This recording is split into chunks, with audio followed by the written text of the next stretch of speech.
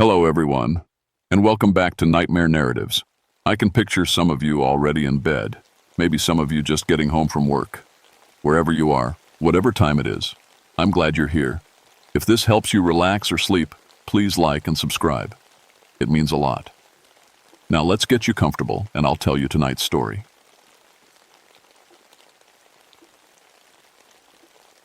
My name is Victoria Redmond, but everyone calls me Vicky.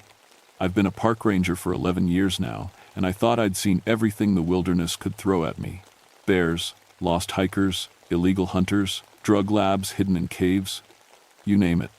But nothing prepared me for what happened in March of 1982, deep in the Jefferson National Forest. I'm not like most rangers. Before I put on this uniform, I was an anthropologist. I studied people, how they lived, what they believed, why they settled where they did. That background is why they assigned me to protect the archaeological sites scattered throughout Wise County. These aren't just old camping spots. They're the remains of settlements built by a people called the Melungeons. The Melungeons were a mystery. Mixed-race families who appeared in these mountains centuries ago, speaking broken English and claiming to be Portuguese. Nobody knew where they really came from. Some folks said they were descendants of shipwrecked sailors. Others whispered darker things, that they weren't quite human, that they could change their shape like animals. But I knew better. Those were just racist stories, the kind of tales people tell when they're afraid of what they don't understand. That Tuesday morning started like any other. The snow was melting, turning the mountain trails into muddy streams. I was driving my Jeep up a logging road toward Newman's Ridge when I got the radio call. Ranger Redmond, this is dispatch. We've got a vandalism report at the Collins site. The Collins site was one of our most important protected areas. Archaeologists had found the foundation stones of what might have been the original Melungeon settlement. Federal law protected it, which meant hefty fines for anyone who messed with it. On my way, I radioed back, already dreading what I'd find. Usually it was just beer cans and graffiti. Sometimes hunters would dig fire pits in the wrong spots. But when I reached the site, my stomach dropped. This wasn't random vandalism. Someone had dug up 3 graves. The earth was scattered everywhere, old bones gleaming white in the weak sunlight. But something was wrong with the holes. They weren't dug from the top down like you'd expect from grave robbers. The dirt was pushed outward from the bottom, like something had burst up from underneath. I pulled out my camera and started documenting everything, trying to make sense of what I was seeing. My hands shook as I took photos of the disturbed ground. In all my training, nobody had ever mentioned graves being opened from the inside. That's when I noticed the tracks. Leading away from the graves were footprints, human footprints, bare feet in the mud. But after about 20 yards, the human prints just stopped.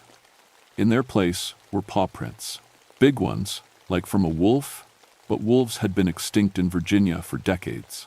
I followed the animal tracks for another 50 feet before they vanished entirely at the edge of a rocky outcrop. Whatever had made them had simply disappeared. My radio crackled. Ranger Redmond, what's your status? I looked back at the ruined graves, then at the impossible trail leading away from them. A cold wind blew down from the ridge, carrying a smell I couldn't identify, something wild and old and wrong. Dispatch, I said, trying to keep my voice steady. I'm going to need backup. And maybe you should call Professor Mullins. We're going to need someone who knows the local history. As I waited for help to arrive, I couldn't shake the feeling that I was being watched. Every time I turned around, I caught glimpses of movement in the trees, pale shapes that vanished the moment I tried to focus on them. The temperature was dropping fast, even though the weather report had called for a warm day. My breath came out in white puffs, and ice began forming on the puddles around the graves. Something was very wrong on Newman's Ridge, and I was about to learn that some old stories weren't stories at all. Professor James Mullins arrived an hour later, his old pickup truck struggling up the muddy logging road. At 73, he was one of the few people who still remembered the old Melungeon families before they scattered or died out. His grandmother had been one of them, which made him our best source for understanding their culture. Lord have mercy, he whispered when he saw the graves. His weathered face went pale. This ain't good, Vicky. This ain't good at all. What do you mean? I asked, helping him step carefully around the disturbed earth. My grandmama used to tell stories, he said slowly. About the old ones, the moon-eyed people, she called them. Said they were the first Melungeons, before the others came. She said they weren't quite normal. I'd heard about the moon-eyed people before. Cherokee legends described them as pale, strange beings who lived in caves and only came out at night. Most scholars thought they were just stories about early European settlers. Professor, with respect, we're dealing with vandals here, not fairy tales. He knelt beside one of the opened graves, studying the way the dirt was scattered. Then how do you explain this? Look at it, Vicky. Something broke out of these graves from below. And these bones. He picked up a fragment and held it to the light. This skull's been underground for at least 200 years. But look at this. He pointed to deep scratch marks on the bone. Fresh scratch marks. Whatever was in here, he said quietly, it woke up. That's when my equipment started acting up.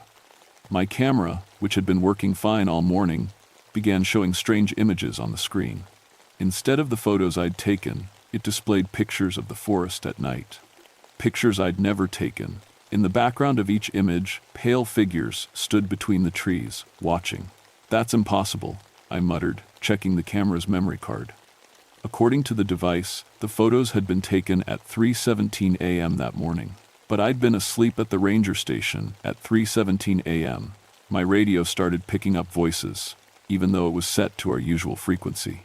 Whispered conversations in a language I didn't recognize. When I tried to respond, the voices stopped. We need to leave, Professor Mullins said suddenly. Right now. We can't leave a crime scene. Look around you, girl. I did look around, and my blood went cold. The forest had gone completely silent. No bird calls, no insect noise, nothing. Even the wind had stopped. But we weren't alone. Standing at the edge of the clearing were 3 people.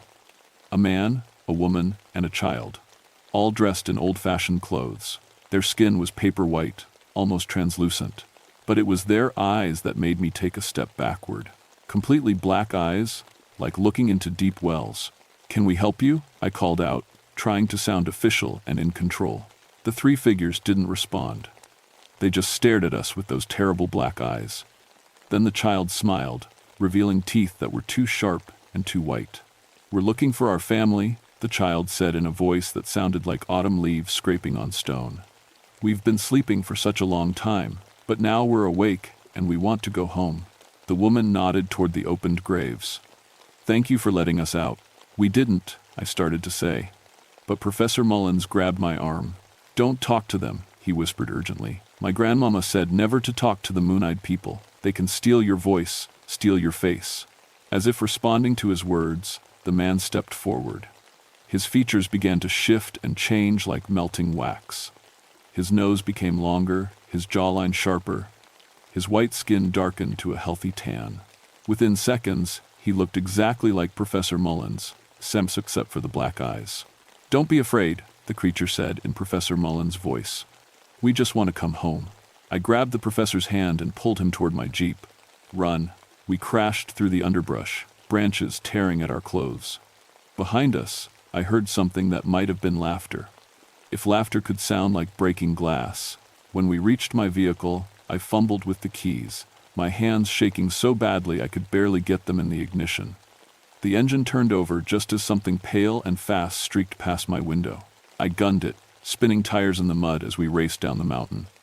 In my rearview mirror, I saw 3 figures standing in the road behind us. As I watched, they began to change, their human shapes dissolving into something else entirely, something with 4 legs and pale fur. What were those things? I gasped. Professor Mullins was crying, tears streaming down his weathered cheeks. The old ones, he whispered. They're back. God help us all, they're back. That night, I tried calling the county sheriff's office to report what we'd seen. But when I described the 3 pale figures, Deputy Compton just laughed. Sounds like you've been reading too many ghost stories. Ranger Redmond. Probably just some folks playing dress-up. We get that sometimes near the old settlements. Tourists love that spooky stuff. But I knew what I'd seen. And when I checked my camera again that night, all the photos from the crime scene were gone. Every single one. In their place were dozens of images taken throughout the day, showing me and Professor Mullins from impossible angles. Pictures taken from above, as if something had been flying overhead, watching us the entire time. Something was hunting in Jefferson National Forest. Something that had been sleeping in those old graves for generations. And now it was awake. Over the next 3 days, everything went to hell. It started with Dr. Robert Hensley, the archaeology professor from Virginia Tech, who'd been documenting Melungeon sites for the state. He was supposed to meet me at the Collins site on Thursday morning to examine the grave disturbances. When he didn't show up, I called his hotel. Dr. Hensley checked out yesterday, the desk clerk told me. Said he had a family emergency. That was strange. Dr. Hensley was dedicated to his work. Obsessed, really. He told me just last week that this project was the most important thing in his life. It wasn't like him to abandon a site in the middle of an investigation. But then he called me that afternoon. "Vicky, sorry about this morning," he said, though his voice sounded odd, flatter than usual. "I had to drive back to Blacksburg. Personal matters. Is everything okay? You sound different. Just tired." "Listen, I've been thinking about those graves. I think you're right. It's probably just vandalism. Kids, maybe. No need to involve the State Archaeological Board." I nearly dropped the phone. 3 days ago, Dr. Hensley had been furious about the grave disturbances, talking about federal investigations and prosecuting whoever was responsible to the full extent of the law. Now he wanted to drop it entirely? "Dr. Hensley, are you sure you're feeling all right?" "Never better. In fact, I feel like a completely different person." The line went dead. That evening, I decided to patrol the Collins site on foot. If vandals were coming back, I wanted to catch them in the act. I parked my Jeep at the bottom of the ridge and hiked up through the darkening forest, flashlight in one hand, radio in the other. The site looked peaceful in the moonlight. Someone had filled in the opened graves and placed wildflowers on the fresh earth. At first, I felt relieved. Maybe the whole thing really was just vandalism, and whoever had done it felt guilty enough to make things right. Then I noticed the caves. Newman's Ridge was honeycombed with limestone caves, most of them unexplored. But tonight, warm yellow light was flickering from inside the largest cave mouth, about 50 yards from the burial ground. I should have called for backup. Should have retreated and returned with the sheriff's department. Instead, I crept closer, drawn by curiosity and the stubborn need to understand what was happening on my mountain. The cave entrance was larger than I'd remembered, big enough for several people to walk through side by side. The light was coming from deep inside, and I could smell something cooking. Meat, but not quite like any meat I'd ever smelled before. I clicked on my flashlight and stepped into the cave. The passage opened up into a vast underground chamber. Dozens of smaller caves branched off in all directions, like the spokes of a wheel. In the center of the main cavern, a fire burned in a ring of stones. Around the fire sat 7 people, all with that same pale skin and black eyes I'd seen at the graves. They were eating. I bit back a scream when I realized what they were eating. The remains were too far away to identify clearly, but I could see hiking boots, a backpack, a North Face jacket that looked very familiar. The Ashworth couple. Tom and Mary Ashworth had been reported missing 3 days ago after failing to return from a day hike. The search teams had been looking for them all week. One of the pale figures looked up and saw me standing in the cave entrance. It was the child from the forest, though something was different about its face now. Its features kept shifting slightly, like I was looking at it through moving water. "Ranger Redmond," it said in a voice that sounded exactly like mine. "We've been waiting for you." I turned to run, but the cave entrance was blocked. A tall man stood there, smiling with my own face. Down to the last detail, my brown hair, my green eyes, even the small scar on my chin from a childhood accident. The only difference was that his eyes were completely black. "Don't be afraid," my doppelganger said. "We just want to talk." More figures emerged from the side passages. I counted at least a dozen, all with different faces but the same pale skin and black eyes. Some looked like people I recognized, hikers who'd gone missing over the years, local residents I hadn't seen in a while. "What are you?" I whispered. The child answered, its voice cycling through different people as it spoke.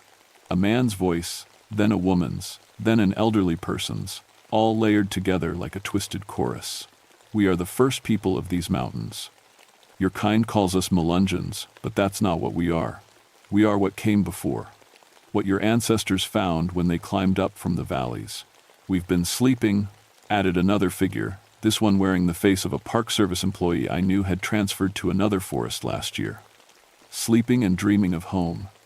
But the world changed while we slept. Our sacred places were fenced off. Our caves were mapped and marked for tourists. So we decided to wake up, said my doppelganger, and we decided to come home. I backed against the cave wall, feeling the cold stone through my jacket. The missing hikers, the Ashworths. What did you do to them? The child smiled with sharp white teeth. We borrowed their faces, their voices, their memories. It's so much easier to move through your world when we look like you. But we're tired of hiding in caves, said another creature. Tired of hunting in secret. This mountain belongs to us. It always has. My radio crackled to life. Ranger Redmond, this is dispatch. What's your status? The creature wearing my face tilted its head, listening. Then it spoke into the darkness. Dispatch, this is Ranger Redmond. All clear on Newman's Ridge, just completing evening patrol. The voice coming from its mouth was perfect. Exactly my voice, my tone, even my habit of saying all clear at the end of routine reports. Copy that, Ranger Redmond. Have a safe night. I opened my mouth to scream into my radio, to tell dispatch what was really happening. But no sound came out. My voice was gone. The child laughed. We told you we could steal voices. We can steal so much more. That's when I noticed the piles of clothes scattered around the cave. Dozens of outfits from different time periods. Some looked like they were from the 1800s. Others were more recent, including Dr. Hensley's tweed jacket and the Ashworth's hiking gear. These things had been killing people and taking their identities for generations. And now they had their sights set on the modern world. The creature with my face stepped closer. You're going to help us, Ranger Redmond. You're going to give us access to your world, your towns, your cities, and in return, we'll let you keep your life. I shook my head frantically, trying to back away. Oh, you don't have a choice, it said sweetly, because tomorrow morning, Ranger Victoria Redmond is going to report to work as usual. She's going to tell everyone that the vandalism case is closed and there's nothing to worry about on Newman's Ridge. The thing wearing my face leaned closer, and I could smell its breath like old earth and decay. The only question, it whispered, is whether the real Victoria Redmond will still be alive to see it happen. They kept me in a side cave for the rest of the night, bound with ropes that felt too strong to be made by human hands. Every few hours, one of them would come check on me, wearing a different face each time. A Forest Service supervisor from Tennessee, a local sheriff's deputy. Even my own mother, though she'd been dead for 10 years. Stop it. I croaked, my voice barely a whisper. They'd given it back to me, but just enough to speak. We're just practicing, said the thing with my mother's face and those horrible black eyes. We want to get it right when we visit your friends and family. We wouldn't want to disappoint them. By morning, I could hear them moving around in the main cavern, getting ready. They'd chosen 3 forms to start with. My face, Dr. Hensley's, and Deputy Compton from the sheriff's office. A perfect little invasion force to infiltrate law enforcement and park services. But they'd made one mistake. In all their talk about stealing faces and voices, they'd revealed something important. They were bound to this place. This mountain, these caves. That's why they'd stayed hidden for so long. They couldn't leave Newman's Ridge for more than a few days at a time, or they'd start to weaken and fade. They needed the mountain, which meant I might have a chance. Around noon, I heard footsteps coming down the passage. Real footsteps, not the too quiet movement of the creatures. Human voices calling my name. Vicky, Ranger Redmond, are you in there? It was a search team. Someone had noticed I hadn't checked in, and they'd come looking. But how could I tell which ones were real, and which ones were the creatures in disguise? In here, I called, hoping my voice would carry. I'm trapped in the back cave. The footsteps got closer, and I heard familiar voices. Deputy Compton, Ranger Martinez from the Clinch District, Dr. Hensley. But wait, Dr. Hensley was supposed to be back in Blacksburg, and I'd seen the creatures wearing Deputy Compton's face just hours ago. Vicky, thank God, said Dr. Hensley as he appeared at the cave mouth. We've been looking for you all night. Except his eyes weren't quite right. They were brown instead of blue, and they reflected the flashlight beam like an animal's. The ropes are really tight, I said carefully. I think you'll need a knife to cut them. Of course, Dr. Hensley said, pulling out a hunting knife. But he held it wrong, like he'd never used one before. The real Dr. Hensley was left-handed. This thing was using its right hand. Actually, I said, Maybe Deputy Compton should do it. She's had more experience with this kind of thing. The creature wearing Dr. Hensley's face hesitated, looking confused. In that moment of uncertainty, I rolled away from the cave wall and kicked out hard with both legs, catching it in the knees. It went down hard, and its appearance flickered like a TV with bad reception. For just a second, I saw its true form: pale skin, black eyes, and teeth that were far too sharp. "Not human!" I screamed as loud as I could. "They're not human!" The cavern erupted into chaos. I heard gunshots, shouting, the sounds of a fight, but I was still tied up, still helpless in the dark side passage. That's when Professor Mullins appeared. "Easy now," he said, cutting my ropes with a proper knife held in the proper hand. "Let's get you out of here." "How do I know you're real?" I asked, even as he helped me stand. He smiled sadly. "Because I brought this." He held up a small iron cross, the kind the old Melungeon families used to wear. The moment it came near me, I heard screaming from the main cavern. High, inhuman screaming that made my teeth ache. "Iron," he explained. "Grandmama said it was the only thing that could hurt them. They can't touch it, can't abide it." We made our way through the cave system, following the sounds of gunfire and shouting. In the main cavern, I saw a scene from a nightmare. 3 real people, Deputy Compton, Ranger Martinez, and a state trooper I didn't recognize, were backed against the cave wall, firing at a pack of creatures that kept shifting between human and animal forms. Professor Mullins pulled out more iron objects: old railroad spikes, a horseshoe, even some iron nails. "Here," he said, pressing them into my hands. "Touch them with these." The creatures couldn't maintain their human shapes when the iron got close. They shifted and flowed like liquid, revealing their true forms: pale, elongated figures with 2 long limbs and faces that weren't quite right. Ancient things that had been pretending to be human for so long they'd almost forgotten what they really were. "You can't stop us," hissed the one that had been wearing my face. "We've been here for centuries. This mountain is ours." "Maybe," I said, holding up the iron cross Professor Mullins had given me. "But you're not the only ones with a claim." I thought about everything I'd learned, everything Professor Mullins had told me about his grandmother's stories. The Melungeons hadn't just been victims of these creatures. Some of them had been allies, partners. They'd lived in peace for generations, sharing the mountain. "Your ancestors made a deal," I said, hoping I was right. "They agreed to share this place, to protect it together." The creature's black eyes narrowed. "The old agreements are broken. The sacred places have been violated." "Not by me," I said. "I've spent 11 years protecting this mountain, keeping people away from your burial grounds, preserving your history." For a long moment, we stared at each other across the cave. The gunfire had stopped. Even the air seemed to hold its breath. "What do you propose?" the creature asked finally. "A new agreement. You stay in the deep places, the wild places where tourists don't go. I'll expand the protected areas, keep people away from your sacred sites, and you stop killing hikers. And if someone violates the sacred places again?" I thought about the open graves, the federal protection laws, the power I had as a park ranger to close areas to the public. "Then you tell me, and I'll stop them, legally, without anyone having to die." The creature wearing my face tilted its head, considering. Around the cave, the others waited for its decision. "You would do this? Become the guardian between our worlds?" "It's what I've been doing all along," I said. "I just didn't know it." The creature nodded slowly. "Very well. But if you fail, if the sacred places are violated again, the old ways return. And we will take our mountain back." "Understood." One by one, the creatures faded back into the shadows of the cave. But just before the last one disappeared, it turned back to me. "The iron burns," it said, "but respect, respect we remember." The official report listed everything as a case of severe hypothermia and hallucinations brought on by carbon monoxide exposure from inadequate cave ventilation. The missing hikers were found 2 days later, alive but confused, wandering near the Tennessee border with no memory of the past week. Dr. Hensley returned from his family emergency, acting perfectly normal, though he couldn't explain why he'd suddenly decided to leave the dig site. Nobody questioned it too hard.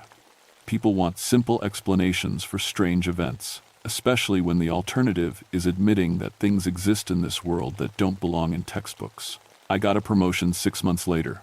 supervisor of cultural resource protection for the entire Jefferson National Forest. My first act was to expand the protected area around Newman's Ridge by 3,000 acres, citing unique archaeological significance and sensitive environmental conditions. The cave systems were declared off-limits to the public. Too dangerous, we said. Unstable rock formations and toxic gas pockets. The state backed us up after I submitted a very detailed report about potential liability issues. Professor Mullins became my unofficial consultant on cultural sensitivity issues related to Melungeon sites. We meet once a month to discuss preservation strategies and review any unusual reports from the deep wilderness. He never mentions his grandmother's stories, and I never mention what we saw in that cave. But sometimes, when we're walking the old trails, he'll point to a spot and say, "Best to keep folks away from that area." Just in case. The agreement has held for 3 years now. There have been a few incidents, hikers who claimed to see pale figures in the woods, campers who reported strange voices in the night, but no one's gone missing. No more opened graves. No more impossible tracks in the mud. I still patrol Newman's Ridge twice a week. Officially, I'm checking for signs of illegal camping or poaching. Unofficially, I'm maintaining a peace treaty between two worlds that were never meant to touch. Last Tuesday, I found something new at the Collins site. Not vandalism this time. The opposite. Someone had repaired the old stone foundations, restacking them with precision that would make a master mason jealous. Fresh wildflowers had been placed on every grave marker, arranged in patterns that meant something to someone who remembered the old ways. At the center of the restored site, carved into a flat piece of limestone, was a single word in a language I didn't recognize. But somehow I knew what it meant. Respect. I left my own offering that day. A small iron horseshoe, placed carefully at the base of the largest headstone. Not as a threat, but as a reminder. A symbol of the balance we've built between the world of daylight and forms and the older, darker world that sleeps beneath. When I came back the next week, the horseshoe was gone. In its place was a single white feather, perfectly clean despite lying on the forest floor for 7 days.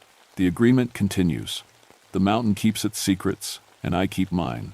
But sometimes, on very quiet nights, when the moon is dark and the forest holds its breath, I hear them moving through the wilderness. Not hunting now, just existing, reclaiming the wild places where they belong, staying away from the places where they don't. And I sleep better knowing that some old promises, even broken ones, can be remade. Even if the world never knows how close it came to something that would have changed everything forever. The creatures of Newman's Ridge are still there, waiting in their caves and hidden valleys. But now they wait with permission, in a place set aside for things that don't quite fit into the modern world. My job is to make sure it stays that way. And God help me, I think I'm getting good at it.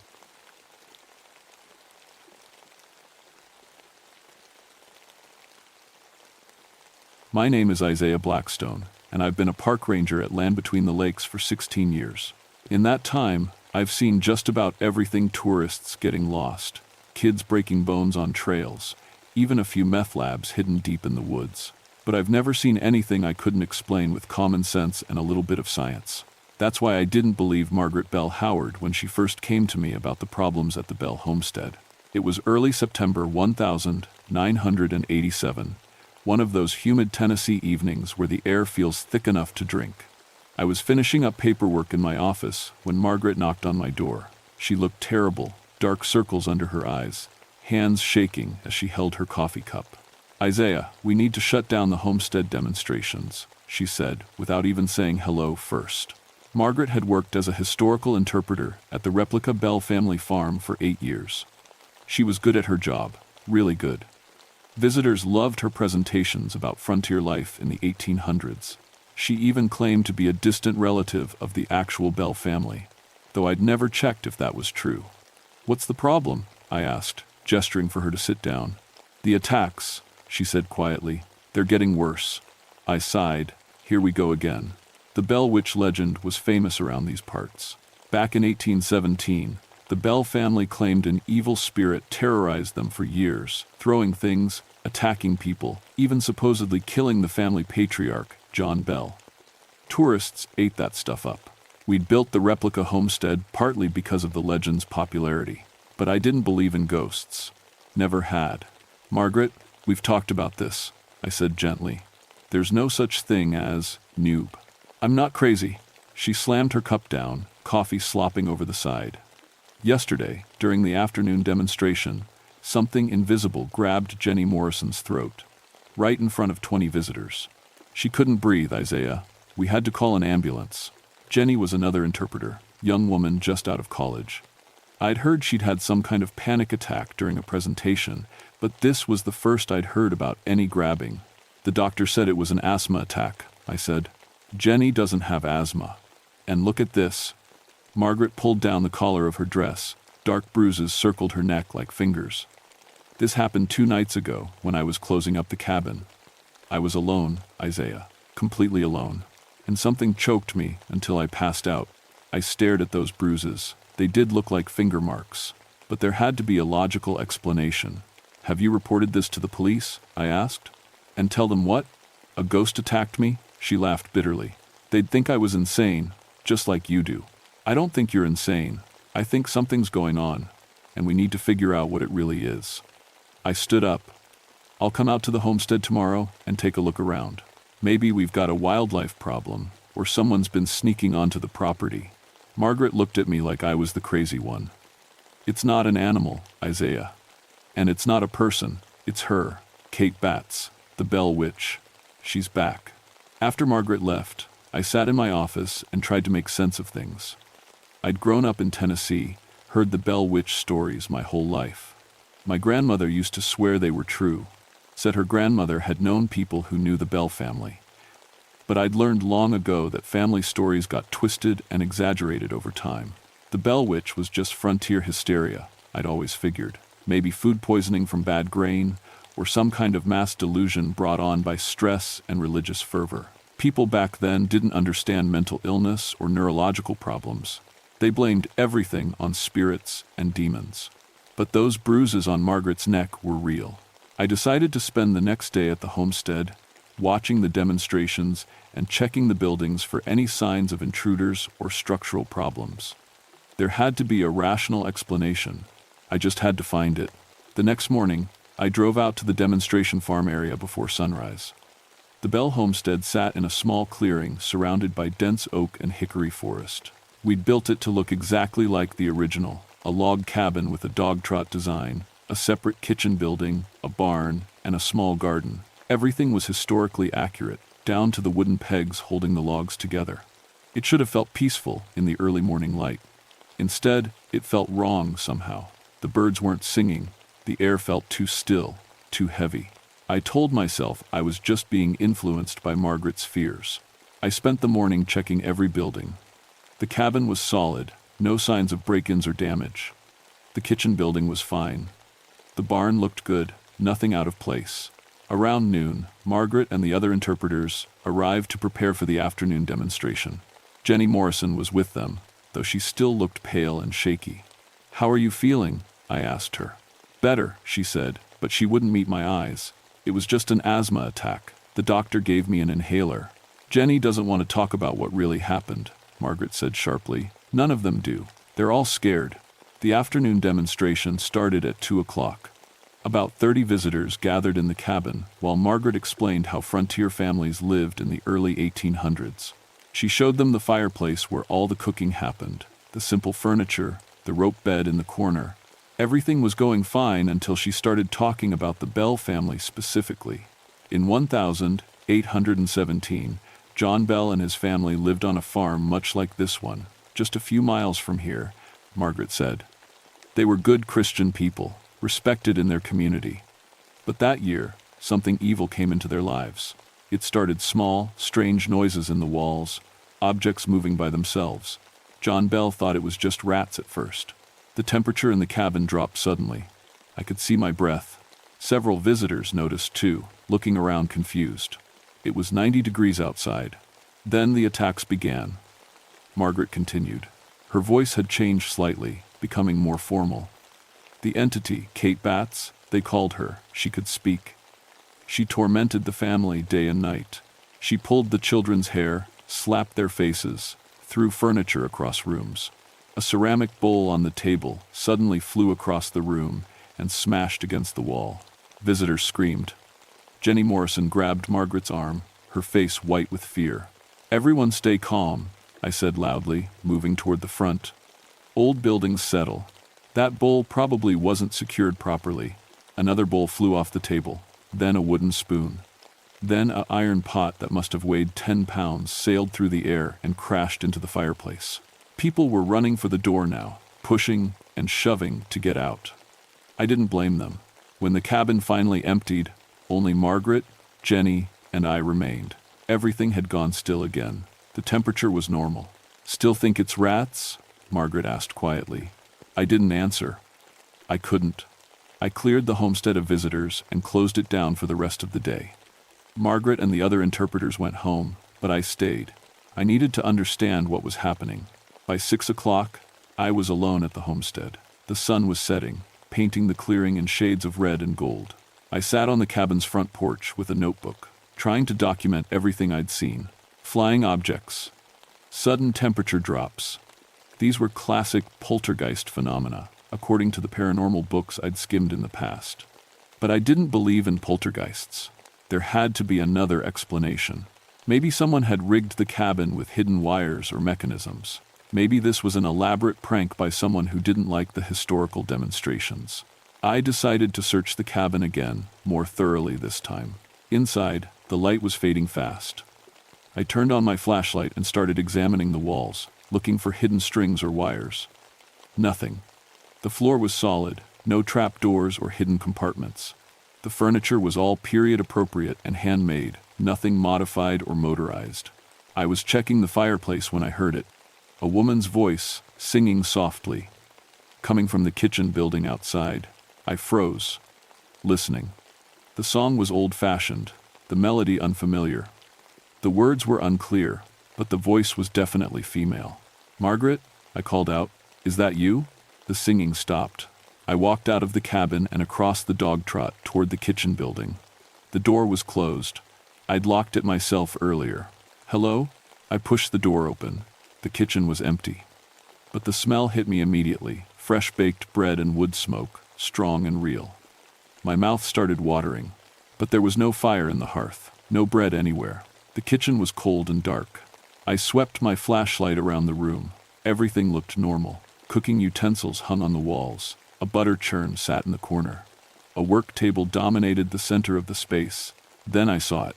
On the work table, someone had arranged a collection of small objects: a wooden spoon, a thimble, 3 corn kernels, a piece of string, and a small black stone. They were laid out in a very specific pattern, like a symbol or message.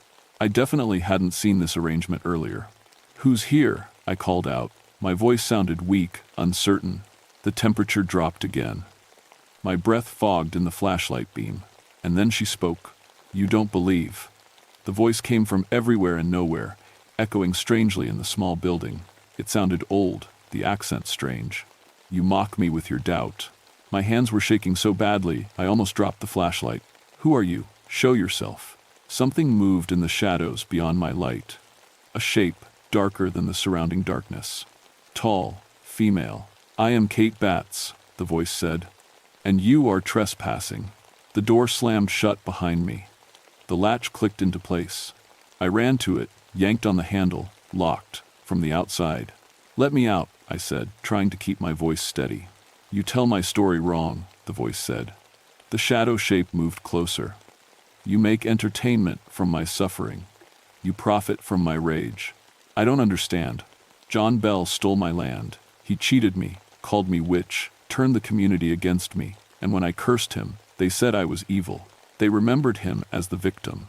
The voice was rising, filling with anger. But I was the one wronged. I was the one destroyed. The objects on the work table began to vibrate. Then they lifted into the air, spinning slowly. "I'm sorry," I stammered. "I didn't know. I'll fix it. We'll tell the real story." "Liar." The objects flew at me. I threw my arms up, feeling them strike my head, my shoulders, my chest. The black stone hit my forehead hard enough to make me see stars. I stumbled backward, tripped over the butter churn, and fell hard. My flashlight rolled away, its beam cutting crazy angles through the darkness. The shadow shape loomed over me now. I could almost see features, a face twisted with rage, eyes that burned like hot coals. "Tell them the truth," the voice hissed. Tell them Kate Batts was wronged. Tell them she has returned to claim what was stolen.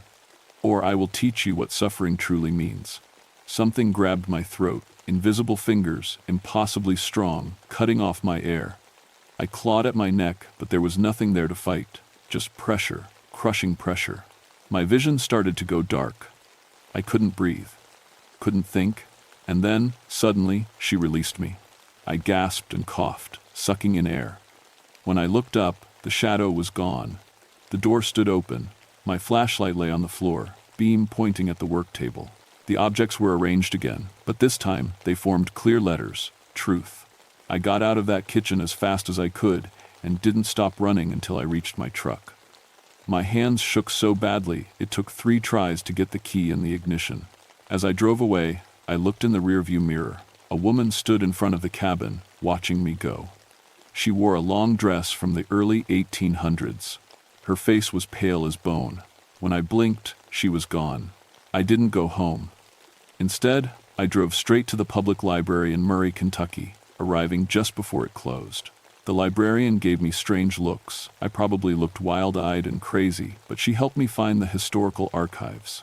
I spent 3 hours reading everything I could find about Kate Batts and the Bell family. The real story was nothing like the legend we told at the homestead.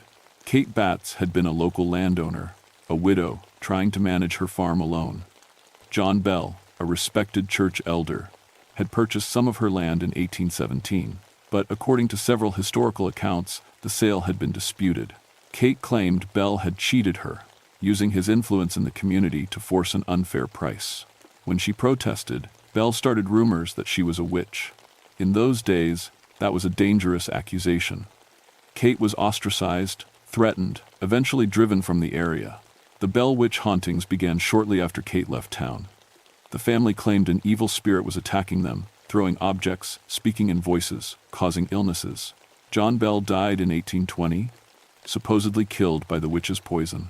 But I found something else in the archives, a death record. Kate Batts had died in 1821, just a year after John Bell. The cause of death was listed as melancholy and decline. She died alone, penniless, broken by what Bell had done to her. Our historical demonstrations portrayed John Bell as an innocent victim of an evil witch. We never mentioned the land dispute or Kate's accusations. We'd been telling the story from the Bell family's perspective, making Kate Batts into a monster. No wonder she was angry. I finally understood what she'd meant about profit from her suffering. We were literally making money off tourists by portraying her as evil, when the real evil might have been done to her. The library closed at 9. I sat in my truck in the parking lot, trying to decide what to do. I could go to my supervisor, tell him everything. He'd probably think I'd lost my mind. Or I could go back to the homestead and try to make this right. I looked at my reflection in the rearview mirror. A dark bruise was forming on my forehead where the stone had hit me. My neck showed the marks of invisible fingers. Margaret had tried to warn me. I hadn't listened. How many other people might get hurt if I didn't fix this? I started the truck and headed back toward the homestead. It was fully dark now, storm clouds gathering, lightning flickered on the horizon. When I pulled into the clearing, the cabin was dark, but I could see a faint light glowing in the windows. Candlelight, maybe. I grabbed my flashlight and got out of the truck. Thunder rumbled in the distance. Kate, I called out. Kate Batts, I know the truth now. I want to help. The cabin door creaked open by itself. Taking a deep breath, I walked inside. The cabin was lit by candles that hadn't been there before. They sat on the table, the mantel, the window sills, at least 20 of them, flames dancing in a breeze I couldn't feel. In the center of the room stood the shadow woman. She was more solid now, more real. I could see her face clearly, sharp features, hard eyes, a mouth set in a bitter line. She wore a simple dress, faded and worn. Her hair was pulled back severely. "You came back," she said. Her voice still had that strange echo, but it was quieter now, almost sad. "I read about what happened," I said. "About John Bell and the land. You were wronged." "Wronged?" She laughed bitterly. "Such a small word for such great harm. He destroyed me. And then he made himself the victim of his own guilt. I want to change how we tell the story," I said. "We'll include your side. We'll tell visitors about the land dispute, about how the community treated you." "Words," She moved closer. I forced myself not to back away. Pretty words won't undo what was done. They won't give me back my land, my reputation, my life. No, I agreed. But it's something. It's acknowledgement, it's truth. She studied me for a long moment. You still fear me? Yes. Good, you should. She raised one hand, and the candles flared brighter. I have grown strong in my rage, Isaiah Blackstone. I have learned to touch this world in ways the living cannot imagine. I can do more than throw objects and squeeze throats. As if to demonstrate, she gestured toward the fireplace. The dead ashes suddenly blazed to life, flames roaring up the chimney. The heat hit my face like a physical blow. I can make them see, she said. I can make them experience what I experienced. Make who see. Those who come here seeking entertainment from my suffering. I can show them exactly what John Bell did to me. Let them feel what I felt. Before I could respond, we both heard it, a car engine, getting closer. I looked out the window. Headlights were coming up the access road. At this hour, it could only be other park staff. Maybe someone had noticed my truck and come to check on me. Kate, please, I said. Don't hurt anyone else. Let me handle this. But she was already fading, becoming shadow again. Watch, she whispered. Watch what I can do. The car pulled into the clearing. I recognized it, a park maintenance truck. Carl Davidson, one of our older workers, got out. He was holding a toolbox. I ran out of the cabin. Carl, what are you doing here? He looked startled to see me. Got a call about a broken door latch in the kitchen building. Figured I'd fix it tonight so it's ready for tomorrow. He squinted at me. You okay? You look rough. Carl, you need to leave. Now. I'm just gonna fix this latch real quick. He walked past me toward the kitchen building. I grabbed his arm, but he shook me off. Isaiah, what's gotten into you? The kitchen door opened before Carl reached it. He paused, then shrugged, and went inside. I ran after him. Carl, please. The door slammed in my face. I heard the latch click. Locked again. Carl! I pounded on the door. Carl, get out of there. Inside, I heard him grunt in surprise. Then he started screaming. I threw my shoulder against the door. It didn't budge. Carl. His screams were horrible, pain and terror mixed together. I could hear him thrashing around, knocking things over. And I could hear her voice, cold and cruel. You think you can fix what is broken? Let me show you what cannot be fixed. The screaming stopped suddenly. I heard a heavy thud, like a body hitting the floor. Then silence. Kate, I yelled. Kate, open this door. He didn't do anything to you. The door swung open so fast I almost fell inside. Carl Davidson lay on the floor, eyes wide and staring. His face was blue, lips purple. His hands clutched at his throat. I dropped to my knees beside him, checking for a pulse. Nothing. His skin was already cold. Oh God, no. I started CPR, knowing it was useless. He was dead. She'd killed him. He could not breathe, Kate's voice said behind me. Just as I could not breathe under the weight of their accusations. Just as I suffocated under their scorn and hatred. I spun around. She stood in the corner, fully visible now, real as any living person. You murdered him. I showed him truth. She tilted her head. Do you still want to help me, Isaiah Blackstone? Or are you beginning to understand that some wrongs cannot be righted with words? I looked down at Carl's body. He had a wife, grandkids. He'd been planning to retire next year. This isn't justice, I said. This is revenge. Is there a difference? She moved closer. John Bell stole from me. I took from him. The people of Adams Station destroyed me. I destroy them in return. Is that not balance? It's murder.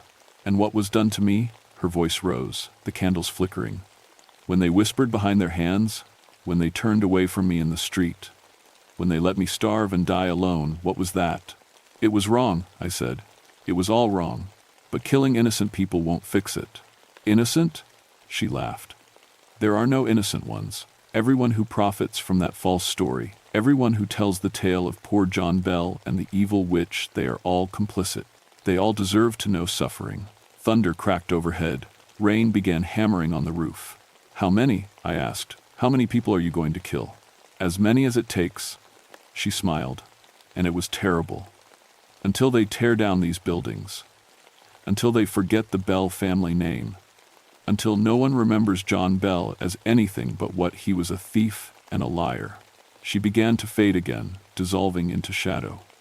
You have until sunrise to decide, Isaiah Blackstone. Help me get my justice, or I will take it myself. Starting with your precious Margaret Bell Howard. A Bell descendant, oh yes, her blood will taste sweet.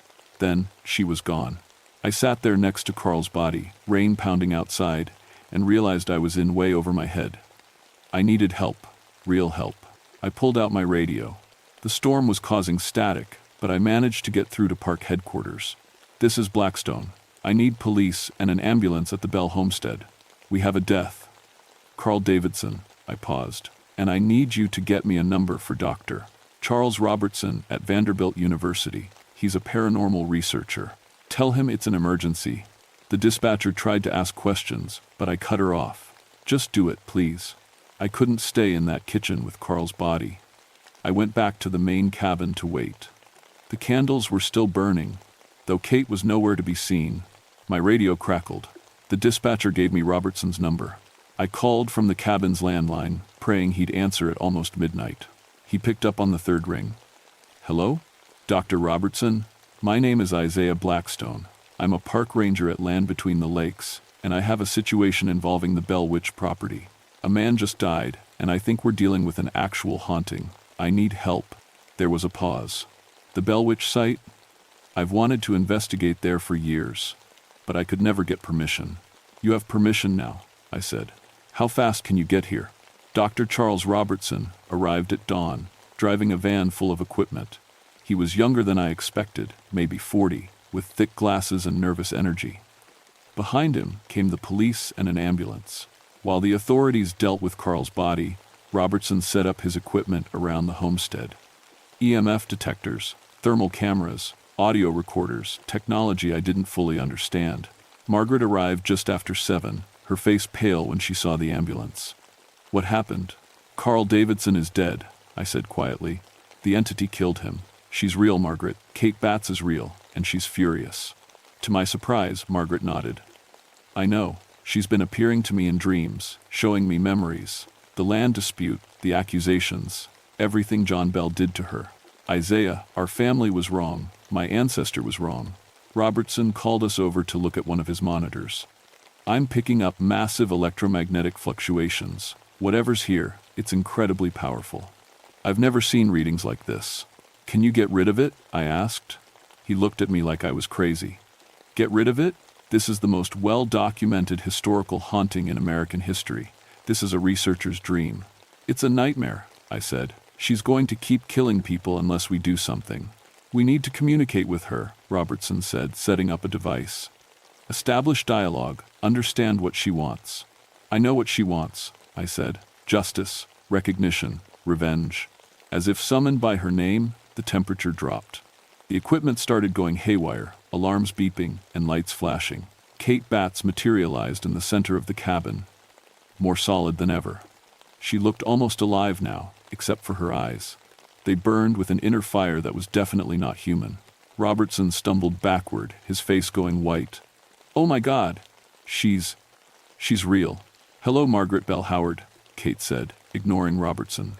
Descendant of thieves. You carry his blood. Margaret stood her ground, though I could see her shaking. I know what my family did to you. I'm sorry. We were wrong. Sorry. Kate laughed. Your great-great-grandfather took everything from me, and you say sorry? I can't change the past, Margaret said. But I can help change the future.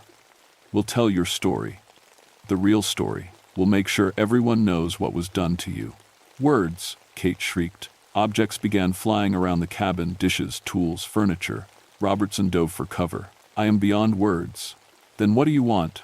I yelled over the noise. What will make you stop? She turned to me, and for just a moment, I saw past the rage. Underneath was pain, deep and unhealing, loneliness, grief. I want to be remembered as I was, she said quietly. The flying objects stopped, frozen in midair. Not as a monster, not as the villain in their story. I want someone to speak my name with respect. I want my grave marked. Her voice broke. I want to rest. Margaret stepped forward. Where are you buried, Kate? I don't know. The objects clattered to the floor. I died alone. They buried me in an unmarked grave, in unconsecrated ground. Even in death, they denied me. Robertson was checking his equipment frantically.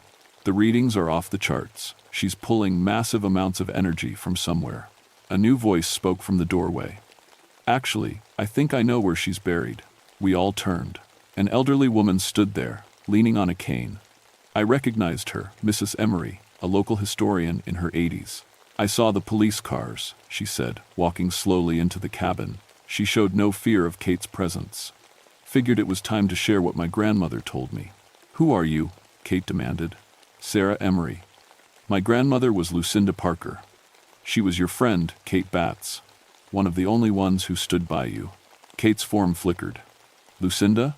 After you died, Lucinda marked your grave in secret. She couldn't give you a headstone, but she planted a white oak tree. 3 white oaks in a triangle, with your grave at the center. Mrs. Emery pulled out a folded, yellowed paper. She drew a map. My grandmother gave it to me before she died, made me promise to share it when the time was right. She handed the map to Margaret. It's about 2 miles from here, on what used to be your property, Kate. Kate was changing. The rage was draining out of her, replaced by something else. Hope? Relief? Lucinda remembered me? She whispered. She never forgot you, Mrs. Emery said. She knew you weren't a witch. She knew the truth. She just couldn't speak it out loud back then. But she remembered. Kate looked at each of us in turn. When her eyes met mine, they were no longer burning. They looked almost human. If I show you my resting place, she said slowly, will you mark it? Will you tell my true story? Yes, Margaret said immediately. I swear it. I'll make sure, I added. Official park recognition. A memorial. The whole truth. Robertson was nodding frantically. I'll document everything. Academic papers, historical journals. The real story will be known. Kate Batts closed her eyes. When she opened them again, she looked tired. So tired. Then follow me, she said. One last time, follow me. She walked out of the cabin, and we followed her into the morning light. The police and EMTs stared as we passed, but no one tried to stop us. Kate led us into the forest, her form flickering between solid and transparent. We walked for almost an hour, following deer trails and creek beds. Mrs. Emery struggled to keep up, but she refused to turn back. Finally, we came to a small clearing. 3 massive white oak trees stood in a triangle, exactly as Mrs. Emery had described. They must have been over 150 years old. Here, Kate said, I rest here. She stepped into the center of the triangle and looked up at the sky. Dawn light filtered through the leaves, painting everything gold. Thank you, she whispered, for hearing me, for believing. And then she simply faded away, like morning mist in the sun. Robertson's equipment suddenly went quiet. All the alarms stopped. The readings returned to normal. She's gone, he said wonderingly. The electromagnetic signature just disappeared. Margaret was crying softly. Mrs. Emery put a hand on her shoulder. We'll build a proper memorial here, I said, with her real story. No more Bell Witch legend. Just the truth about Kate Batts and what was done to her. And about Lucinda Parker, Mrs. Emery added, the friend who remembered. We stood there in the clearing for a long time, the sun rising higher, the trees whispering overhead. Later, the official report would say that Carl Davidson died of a heart attack. No one would believe the real story anyway. But we knew, and we would make sure others knew too, in time. The truth always finds a way to surface, even if it takes 170 years. The Bell homestead reopened 3 months later, with significant changes to the historical interpretation program. We built a memorial at Kate Batts's gravesite, a simple stone marker with her name, her dates, and the inscription, wronged in life, remembered in truth. Below that, another stone, honored Lucinda Parker, the friend who did not forget. Margaret completely rewrote the historical presentations. Now visitors learned about land disputes in frontier Tennessee, about how accusations of witchcraft were used to silence women who challenged powerful men, about the real Kate Batts and the injustice done to her. The Bell family story was still told, but in context. John Bell wasn't portrayed as an innocent victim anymore. History, I learned, is complicated. Dr. Robertson published his findings in 3 academic journals. The Bell Witch case became a study in how folklore can preserve trauma across generations, how unresolved injustice can echo through time. As for me, I never saw Kate Bats again. But sometimes, walking past the homestead at dusk, I catch the scent of wood smoke and fresh bread. The temperature drops for just a moment, and I hear, very faintly, a woman singing. It doesn't frighten me anymore. I think she's singing because she's at peace. My supervisor wasn't happy about the changes at first. Tourists wanted the spooky Bell Witch legend, not a lecture on historical injustice. But something strange happened. The new interpretation actually drew more visitors. People were fascinated by the real story, the human story beneath the myth. And we haven't had a single incident of paranormal activity since the memorial was dedicated. I still don't know what I believe about ghosts and spirits. What I experienced that week challenged everything I thought I knew about the world. Was Kate Bats's spirit really haunting the homestead? Or was it something else? Collective guilt? Historical trauma made manifest? The land itself remembering? I'm not sure it matters. What matters is that we told the truth. We acknowledged what was done. We gave Kate Bats back her name and her story. Margaret still works at the homestead. She takes groups to the memorial site now, tells them about her ancestors' sins, and about the courage it takes to admit when your family was wrong. Visitors respect that honesty. Mrs. Emery passed away last year at 91. At her funeral, I learned she'd spent decades researching Kate Bats' life, compiling documents and oral histories. All of her research went to the park archives. We're using it to develop educational programs about women's rights in frontier America. Sometimes tourists still ask about the Bell Witch, expecting scary stories. I tell them about a woman named Kate Bats who owned land and fought for what was hers. I tell them about power and injustice, about how easy it is to demonize people who threaten our comfort. I tell them that the scariest things aren't ghosts, they're the harm we do to each other, and the lies we tell to justify it.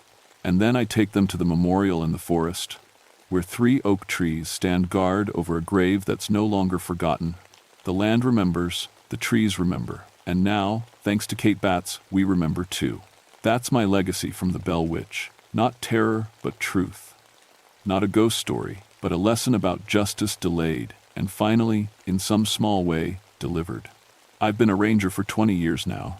I've seen a lot of things in these woods, but nothing has changed me like that September week in 1987, when I learned that sometimes the dead can't rest until the living tell their truth. Kate Bats can rest now.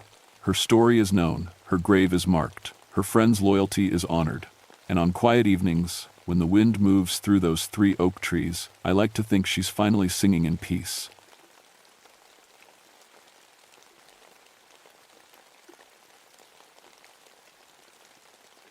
My name is Gabriel Thornfield, but everyone calls me Gabe. I've been a ranger at the Ohio River Islands National Wildlife Refuge for 14 years now, and I thought I'd seen everything these woods had to offer.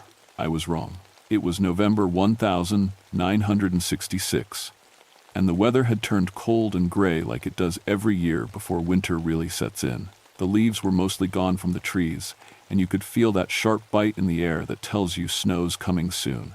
I was driving my patrol truck through the TNT area. That's what we call the old World War II munitions site, about 8 miles outside Point Pleasant. Most folks avoid the place. Can't say I blame them. The TNT area is full of old concrete bunkers where they used to make explosives for the war. After they shut it down, the government just left everything there. Bunkers, contaminated ponds, rusted fences. The whole place feels wrong, like the earth itself remembers what happened there. But it's part of my territory, and the migratory birds don't care about old history. They still use the ponds as rest stops on their way south. That morning, I was checking on the waterfowl counts when my radio crackled to life. "Gabe, you there?" It was Sheriff George Johnson from Point Pleasant. "I'm here, George. What's up?" "Got some folks reporting strange bird sightings out your way. They're saying it's bigger than anything they've ever seen. You notice anything unusual?" I pulled over next to one of the concrete bunkers and looked around. The place was quiet. Too quiet. Usually, you'd hear ducks or geese calling from the ponds, but there was nothing. Just the wind whistling through the empty bunker doorways. "Haven't seen anything yet," I told George. "But I'll keep my eyes open. These folks seem pretty shaken up." Linda Scarberry and her husband were driving through there last night. She says this thing was as big as a small plane, with red eyes that glowed like car headlights. I almost laughed, but something in George's voice stopped me. He'd been sheriff for 20 years. He didn't spook easy. Probably just a crane, I said. Sandhill cranes are pretty big birds. In the dark, with headlights reflecting off their eyes, could look pretty scary. Maybe, George said, but he didn't sound convinced. Just thought you should know.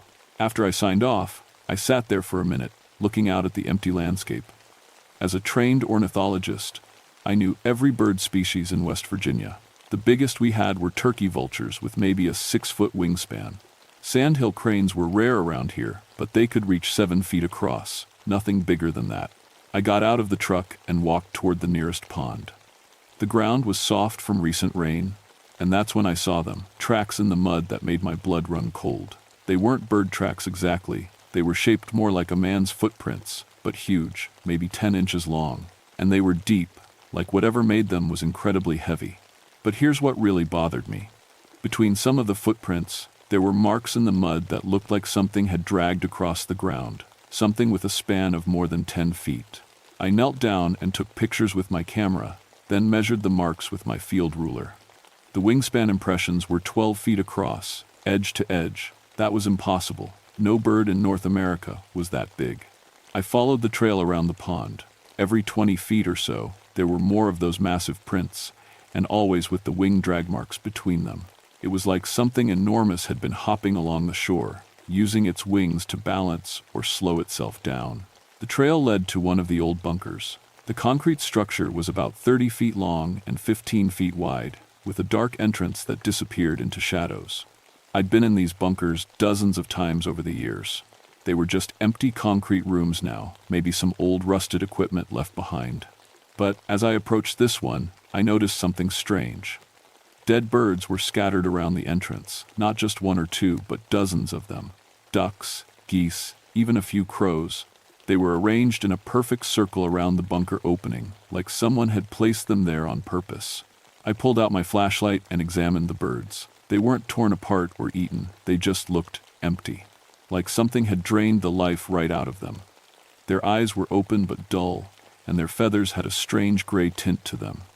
My hands were shaking a little as I picked up my electromagnetic field detector, part of my standard equipment for checking power line interference with bird migration patterns.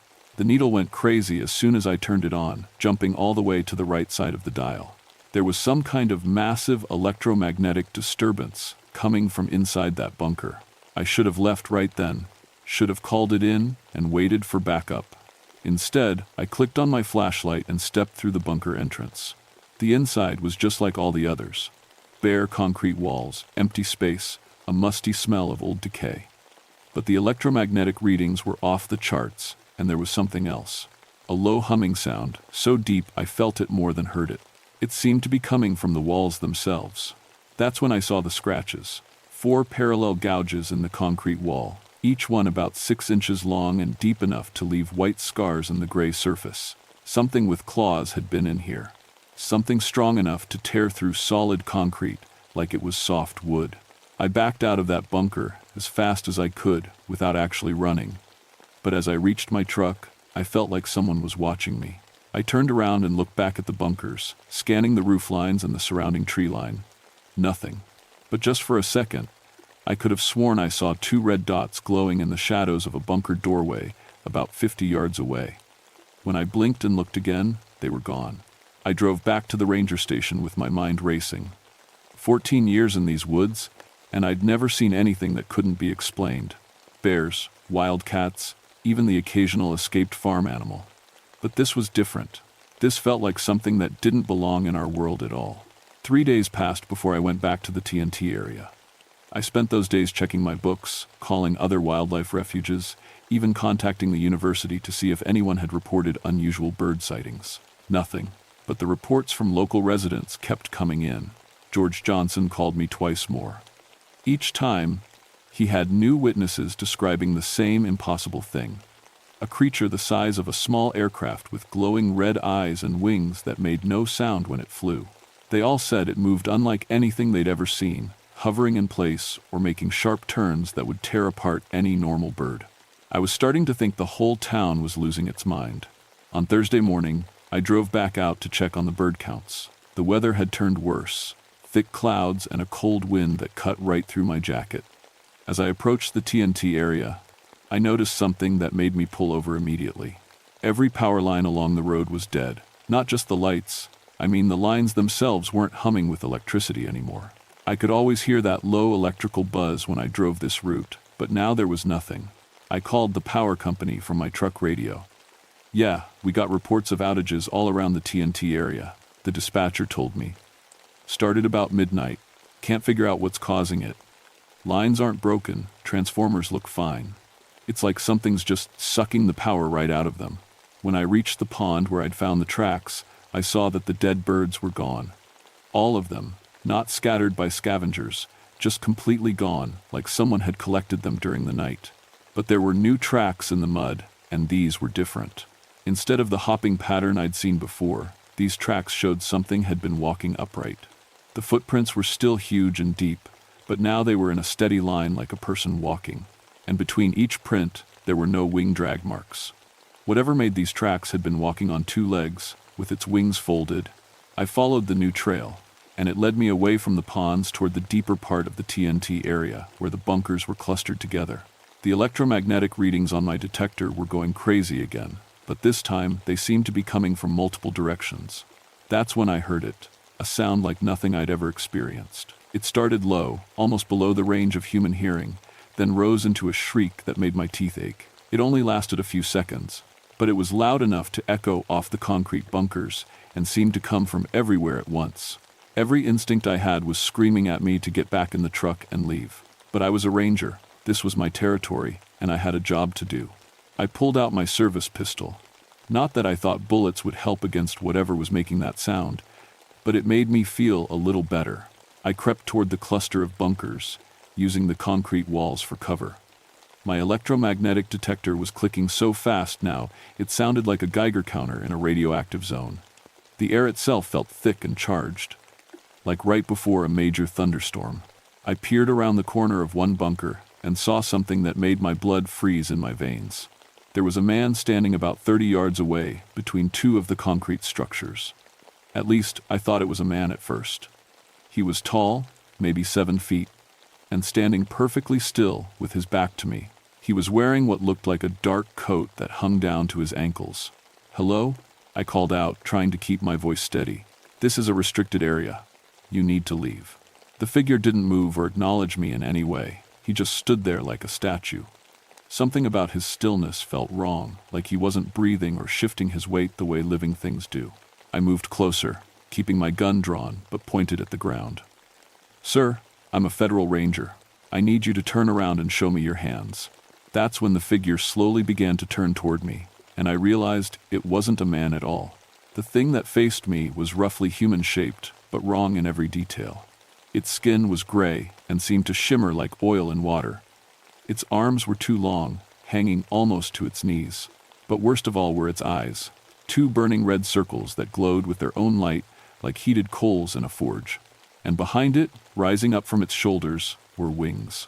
They weren't feathered like a bird's wings. They looked more like a bat's wings, but enormous, easily 12 feet from tip to tip. The wing membranes were dark and seemed to absorb light rather than reflect it. As I watched, frozen in terror, the wings slowly spread out to their full span.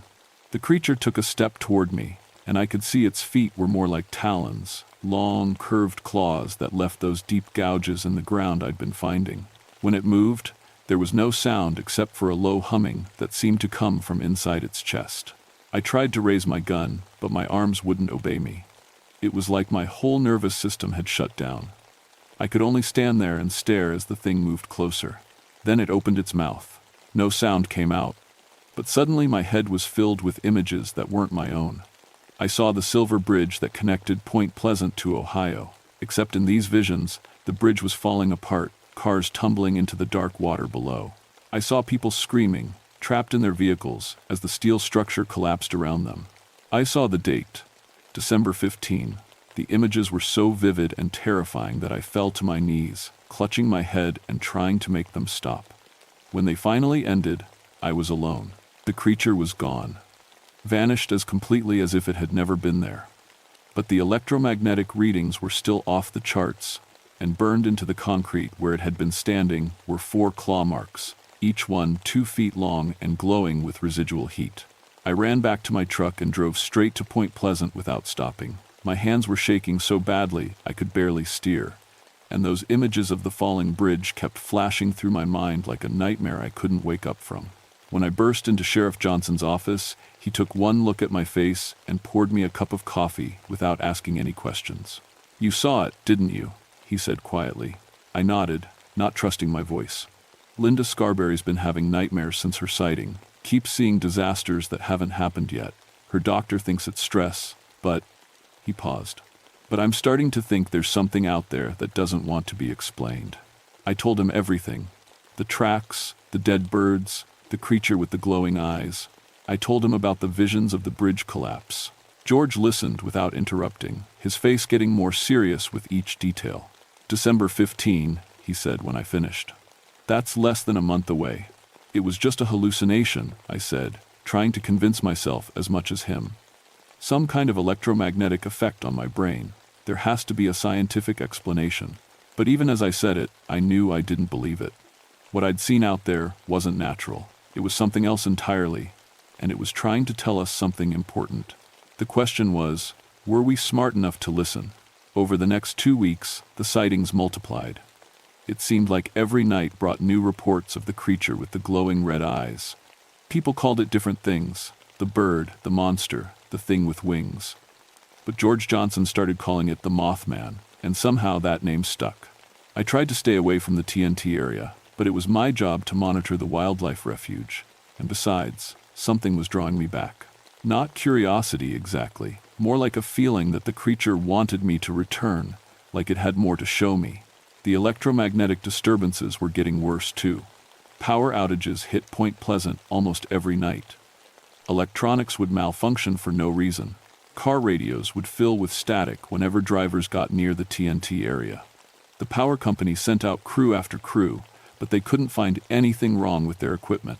Then people started dying. The first was James Yoder, an electrician working on one of the power substations outside town. They found him dead next to a transformer that showed no signs of malfunction. The medical examiner said his heart had stopped, but there were no obvious injuries. The only strange thing was that every piece of metal on his body, his tools, his belt buckle, even the fillings in his teeth, had become magnetized. The second death happened 3 days later. Rick Daniels was a local pilot who flew a small Cessna out of the Point Pleasant airport. He was coming in for a landing just after sunset when witnesses said they saw something huge fly alongside his plane for several seconds. Then all the electrical systems in his aircraft failed at once. Engine, lights, radio, everything went dead. The plane dropped like a stone into the Ohio River. They pulled Rick's body out the next morning. Like Yoder, he showed no obvious injuries. But every electrical component in his plane had been completely fried, as if hit by lightning during a clear sky. I knew these deaths were connected to the creature I'd seen. I could feel it in my bones. But when I tried to explain my theory to the state police investigators, they looked at me like I was losing my mind. Giant bird creatures don't kill people by draining electricity. That kind of thing only happens in horror movies. But I knew what I'd seen. On November 25th, I made my third trip back to the TNT area. This time I was prepared. I brought a camera with fresh film, a tape recorder, and a military-grade electromagnetic field detector I'd borrowed from a friend at the Army Corps of Engineers. If the Mothman was real, I was going to get proof. The weather was bitter cold with snow flurries, and the sky was so overcast it felt like twilight even though it was only 3 in the afternoon. As I drove through the gates of the TNT area, my borrowed equipment immediately started registering massive electromagnetic disturbances. I parked near the same pond where I'd first found the tracks and got out to look around. The place felt different now, not just empty, but actively hostile, like the very air was watching me. I'd been there maybe 10 minutes when I heard the sound again, that rising shriek that seemed to come from everywhere at once. This time, I was ready for it. I turned on my tape recorder and started taking pictures in the direction of the sound. The Mothman materialized out of the shadows between 2 bunkers like it had been waiting for me. It didn't walk or fly into view. It was just suddenly there, as if it had stepped through an invisible doorway in the air. Up close, in daylight, it was even more terrifying than before. Its skin wasn't just gray, it seemed to shift and move like liquid mercury. Those glowing red eyes were huge, maybe 8 inches across, and they fixed on me with an intelligence that was definitely not animal.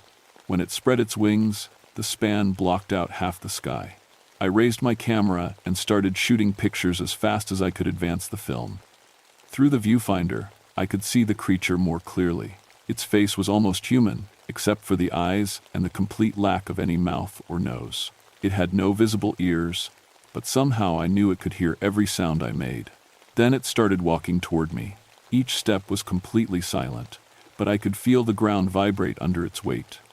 As it got closer, my electromagnetic detector went crazy, clicking so fast it sounded like machine gun fire. The air around the creature shimmered with heat waves, and I realized it was generating some kind of massive energy field. When it was about 15 feet away, it stopped and stared at me. For several seconds, we just looked at each other. Then it tilted its head slightly, like it was curious about something. That's when the visions started again. This time, they weren't just images of the Silver Bridge collapse. I saw the creature itself, flying over Point Pleasant on December 15th. I saw it hovering above the bridge as cars crossed back and forth, oblivious to the danger. I saw it try to warn people by appearing in their headlights, but they just drove faster, thinking it was an hallucination. And then I saw the moment of collapse itself. Not the bridge falling, but the instant before, when the creature opened its wings wide and released a burst of electromagnetic energy so powerful it lit up the night sky like a second sun. It was trying to disable every car on the bridge, to stop them from crossing, to save their lives. But it was too late. The bridge was already breaking apart, and 46 people were about to die. The vision ended, and I found myself on my knees in the mud again, tears streaming down my face. The Mothman was still standing in front of me, but now its posture seemed different. Not threatening, sad. Like it was carrying a burden too heavy for any creature to bear. I struggled to my feet and tried to speak, but my throat was too tight. Finally, I managed to croak out. "You're trying to warn us, aren't you, about the bridge?" The creature's head moved slightly, not quite a nod, but close enough. "Why?" I asked. "Why do you care what happens to us?" This time, the answer came not as visions, but as a feeling that flooded through my mind. Loneliness. Endless, cosmic loneliness. The creature wasn't from our world, but somehow it had become trapped here, bound to this place by forces I couldn't understand. It could see disasters before they happened, but it couldn't prevent them. All it could do was try to warn people, and watch them die when the warnings weren't believed. It had been trying to save lives for decades, maybe centuries. Always alone, never understood, never thanked, just feared and hunted and dismissed as a monster. "I believe you," I whispered. "But I don't know if anyone else will." The Mothman looked at me for a long moment, then slowly folded its wings. Without any warning, it launched itself into the air, rising straight up like a rocket. In seconds, it was just a dark speck against the gray clouds, and then it was gone. I stood there in the falling snow, holding my camera and tape recorder, knowing that I had evidence of something the world wasn't ready to accept. But I also knew I had to try, because in 18 days, 46 people were going to die, and I was the only one who knew it was coming. The next 2 weeks were the worst of my life. I tried everything I could think of to convince someone, anyone, that the Silver Bridge was in danger. I brought my photographs to the sheriff, but they came out blurred and overexposed, showing nothing but dark shapes that could have been anything. The tape recording was just static and electromagnetic interference. I called the bridge authority and tried to explain that I'd received credible information about a structural problem, but I couldn't tell them my source was a winged creature from another dimension. They said they'd look into it, but I could tell from their tone that they thought I was just another small-town crank. I even drove to the bridge myself and spent hours examining it from below, looking for cracks or signs of metal fatigue. But I wasn't an engineer. To my untrained eye, the massive steel structure looked as solid as the day it was built. Meanwhile, the Mothman sightings continued almost every night. The creature seemed to be getting more desperate, appearing to more and more people around Point Pleasant. But instead of listening to what it might be trying to say, everyone just got more scared.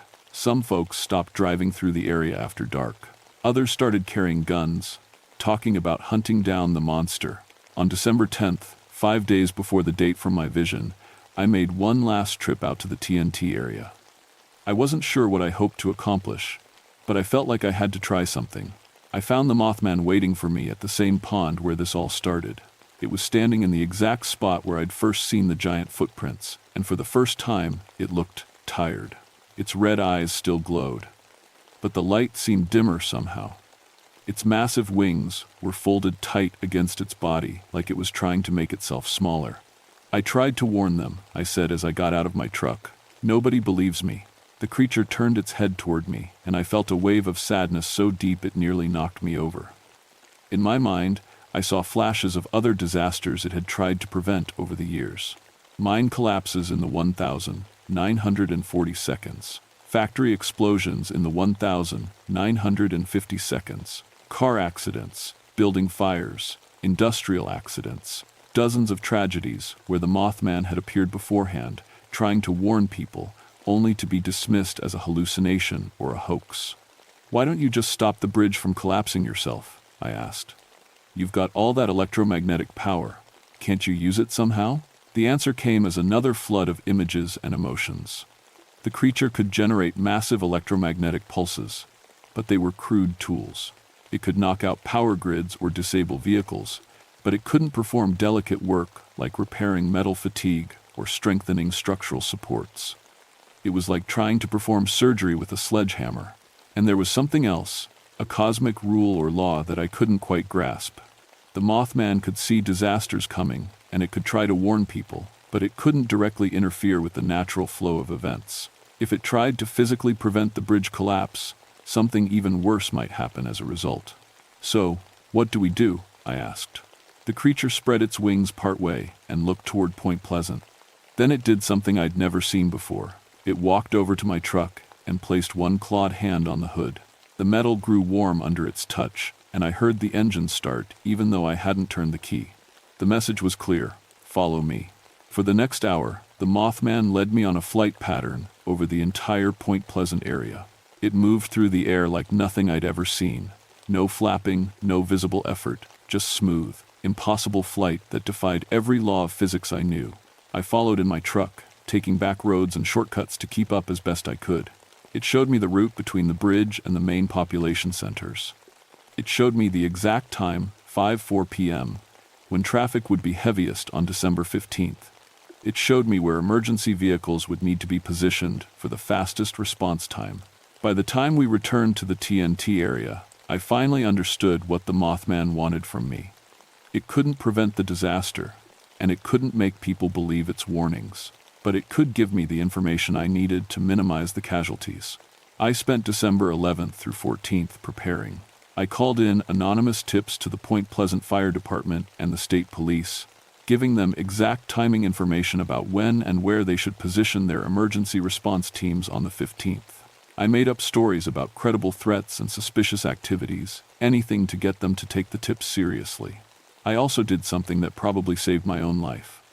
I made sure I was nowhere near the Silver Bridge on the evening of December 15th. At 4:30 p.m. on that cold Thursday, I was parked on a hill about 2 miles from the bridge with a pair of binoculars and my police radio. The evening rush hour traffic was building up, just like the Mothman had shown me. Cars and trucks were streaming across the bridge in both directions, carrying Christmas shoppers and commuters home from work. At exactly 5 p.m., I saw it. The Mothman appeared above the bridge, hovering motionless about 50 feet over the roadway. Even from 2 miles away, I could see the glow of its red eyes and the enormous span of its outstretched wings. It stayed there for almost 4 minutes, clearly visible to anyone who bothered to look up. A few cars slowed down or pulled over, their drivers pointing up at the sky. But most people just kept driving, either not seeing the creature or dismissing it as some kind of publicity stunt. At 5:04 p.m., the Mothman suddenly folded its wings and dropped toward the bridge. For one terrifying moment, I thought it was going to land directly on the roadway. Instead, it pulled up at the last second and released the biggest electromagnetic pulse I'd ever seen. The burst of energy was visible as a blue-white flash that lit up the entire river valley. Every car on the bridge immediately lost power. Engines died, lights went out, radios went silent. For about 30 seconds, the bridge was full of motionless vehicles with drivers frantically trying to restart their engines. Then the center span of the silver bridge folded in half like a piece of paper. The sound reached me a few seconds later, a groaning, tearing noise of metal ripping apart, followed by the splash of cars hitting the water. Through my binoculars, I watched in horror as 37 vehicles tumbled into the Ohio River. But it could have been so much worse. If the Mothman hadn't disabled all those cars, if traffic had been moving at full speed when the bridge collapsed, the death toll would have been in the hundreds. Instead, most of the vehicles that went into the water had time to slow down or stop before the collapse. Drivers and passengers had a few crucial seconds to brace themselves or even get out of their cars. The emergency response teams I'd called in were already in position, just like I'd suggested in my anonymous tips. Rescue boats were on the scene within minutes, instead of the hours it would normally have taken. 46 people still died that night, just like the Mothman had shown me. But because of its intervention, over 200 others survived who might not have. As the rescue operations began, I looked up at the sky above the collapsed bridge. The Mothman was gone, vanished as completely as if it had never existed.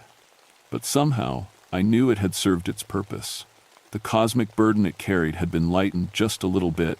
I drove home that night knowing that I'd been part of something larger than myself, a desperate attempt by a lonely creature to save as many human lives as possible. It wasn't enough to prevent the tragedy entirely, but it was something. Sometimes, when you're dealing with forces beyond human understanding, something is all you can hope for. I submitted my report about the bridge collapse 3 days later, but I left out any mention of the Mothman. Who would have believed it? Instead, I focused on the electromagnetic anomalies I'd been detecting in the area for weeks, suggesting they might have interfered with the bridge's structural monitoring systems. The official investigation concluded that the collapse was caused by a fatigue crack in an eye-bar in the north suspension chain. The crack had been growing for years, invisible to routine inspections, until the bridge finally couldn't carry the load anymore.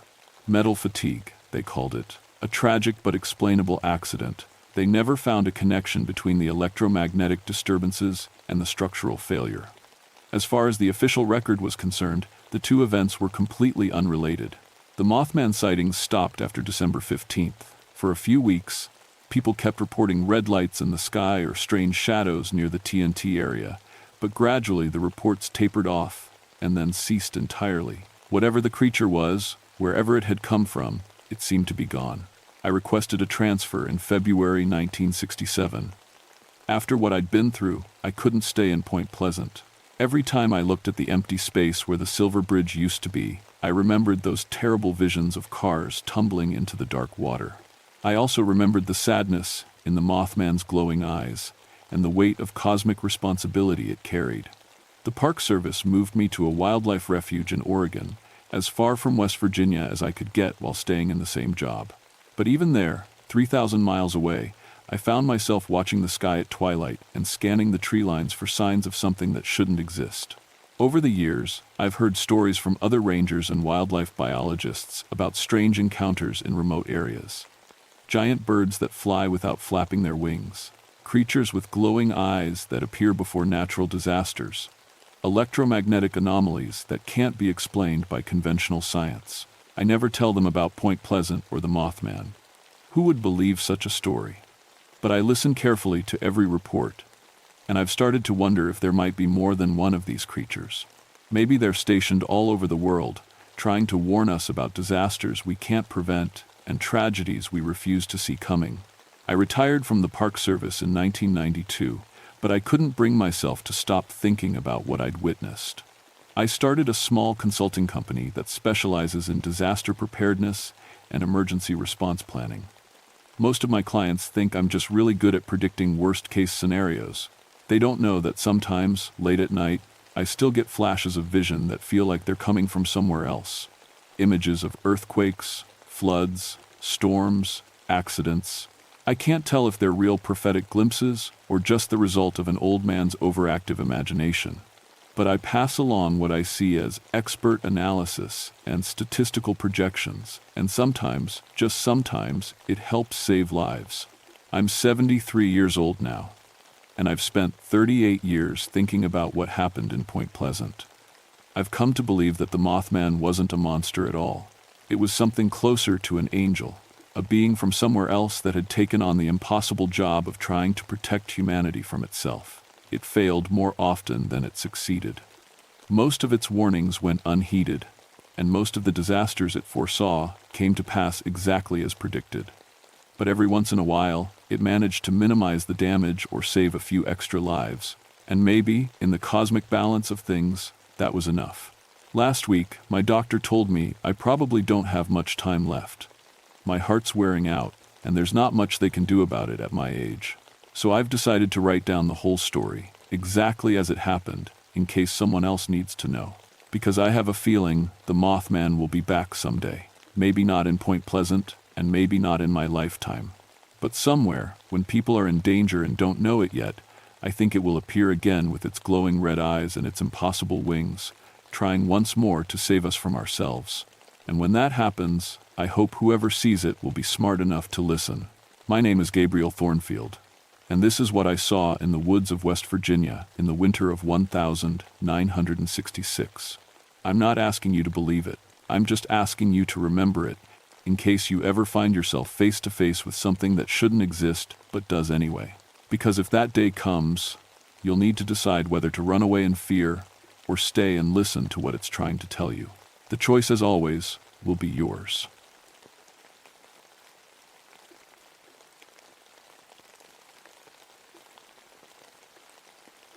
My name is Marcus Whitethorn, and I've been a ranger at Land Between the Lakes for 12 years. Before that, I studied wildlife biology at the University of Kentucky. I thought I knew everything about the animals in these woods. I was wrong. It was August 1975, and the drought had been going on for 3 months. The lakes were 20 feet below normal.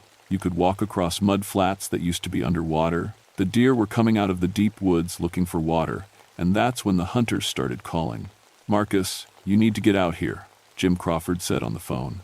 Jim was 63, been hunting these woods since he was a boy. He didn't scare easy. Something killed 3 of my deer. Didn't eat them, just broke them. I drove out to Jim's property near Hillman Ferry. He met me at his truck, holding a coffee cup with shaking hands. "I've seen bear kills. I've seen cougar kills. This ain't neither," he said. The first deer was lying in a clearing. Its neck was bent at an angle that didn't make sense. I knelt down, put on my gloves, examined it. The bone hadn't been chewed through or torn. It had been snapped clean, like someone had just twisted the head until the spine broke. "What kind of strength does that take?" Jim asked. I didn't answer. I was looking at the ground.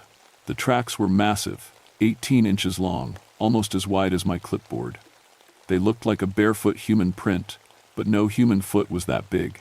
The toes were thick and spread apart. The depth of the print meant whatever made it was heavy. Really heavy. "Bear walking on its back legs?" Jim suggested. "Bears don't walk that far upright," I said, "and look at the stride. 6 feet between prints. A bear couldn't do that." I made plaster casts of 3 prints, took photographs with my Nikon, measured everything twice. My hands were steady, my notes were clear, but something in my stomach felt wrong. I'd been in these woods for 12 years. I'd tracked black bears, bobcats, even the occasional lost hiker. I knew the sounds, the smells, the feel of the place. Right then, the forest felt like it was watching me. "You gonna tell me what you think it is?" Jim asked. "I think it's someone pulling a prank," I said. "Big fake feet, scaring the deer, breaking their necks to make it look supernatural." But I didn't believe that. You can't fake a track that deep. You can't fake the weight distribution I was seeing in the soil. That night, I went to the ranger station and pulled out the incident reports from the past 2 months. 7 calls about a wild man in the woods. 4 reports of something walking upright through the trees at night. 2 hunters who swore they'd seen something 9 feet tall. I dismissed them all. Misidentified bears, tall tales, bourbon and imagination. Now I wasn't so sure. The next morning, I hiked into the deep woods near Rushing Creek. That's where most of the sightings had been. The area used to be farmland before the government bought everyone out in the 1960 seconds to make the park. They'd moved whole communities, families who'd lived there for generations. Some of them didn't want to go. I found the old cemetery around noon. Most people didn't know it was there. The government was supposed to relocate all the graves, but they'd missed some. 15 headstones, most of them from the 1800s. Names like Rushing, Whitlow, and Garrett. Some stones had fallen over. Weeds grew everywhere, and there were the tracks again. They circled the cemetery, over and over, like something had been pacing around it, protecting it. I sat down on a fallen log and looked at those tracks. My heart was beating too fast. I'm a scientist. I don't believe in monsters. But 12 years in these woods had taught me one thing. There are animals we haven't classified yet. There are behaviors we don't understand. Nature is bigger and stranger than any textbook. Maybe Bigfoot wasn't a myth. Maybe it was just an unknown primate, smart enough to avoid people, rare enough that nobody could prove it existed. And maybe one of them was living right here, in my forest. I started going to the cemetery every day. I brought my equipment, audio recorders, trail cameras, measurement tools. I was doing real research now, not just checking reports. If there was something out there, I was going to document it properly. The first weird thing I noticed was the sound, or the lack of it. Forests are noisy, birds, insects, squirrels, wind in the leaves. But when I got within 100 yards of that cemetery, everything went quiet. Not gradually, just suddenly silent, like someone had turned off a switch. My head would start to hurt, a pressure in my chest, like I was underwater. I felt anxious for no reason, like I needed to run. The first few times, I actually turned around and left without meaning to. Then I read about infrasound, frequencies below what humans can hear, but we can feel them. They cause dread, unease, physical discomfort. Elephants use it, whales use it. Maybe whatever was out here used it too. On the fourth day, I met Mary Rushing. She was 78 years old, thin as a rail, with gray hair tied back in a bun. She was standing at the cemetery gate when I arrived, holding a bouquet of wildflowers. "You the ranger everyone's talking about?" she asked. "Yes, ma'am, Marcus Whitethorn. I'm Mary Rushing. My great-great-grandparents are buried here, Samuel and Martha Rushing." She pointed to 2 stones under an oak tree. "Government told us we had to leave in '63. Said they were moving all the graves. But they didn't move these. They just forgot about them." "I'm sorry," I said. "Don't be sorry. Just leave it alone." She looked at me hard. "There's something out here protecting this place. Has been for years. Long as you don't disturb the graves, it won't hurt you. Mrs. Rushing, have you seen it?" She set down the flowers and straightened up. "Once. In '64, right after we moved. I came back to visit, brought my grandson. We were cleaning the stones when I felt it watching, looked up, and there it was, standing in the trees, tall as a house, covered in dark hair. It didn't move, didn't make a sound, just watched us. My grandson wanted to run, but I told him to be still.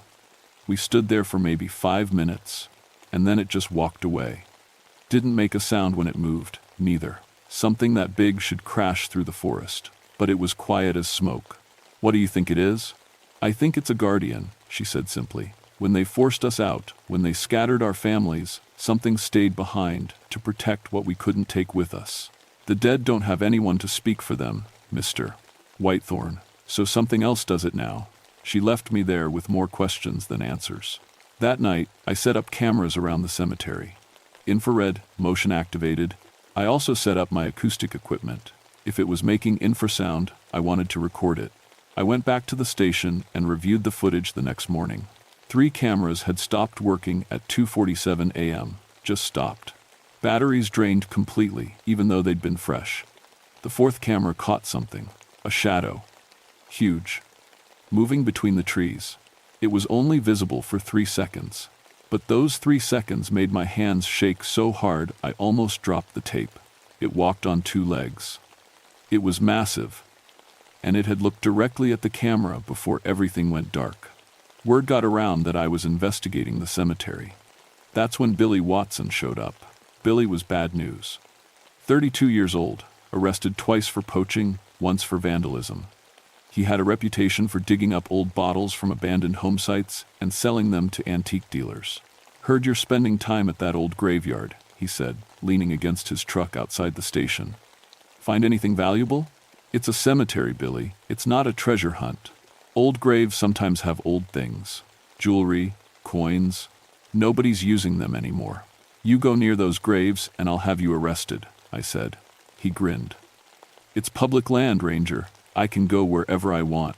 I knew that grin. He was going to rob those graves, whether I liked it or not. I called the sheriff's office, but they said unless I caught him in the act, there was nothing they could do.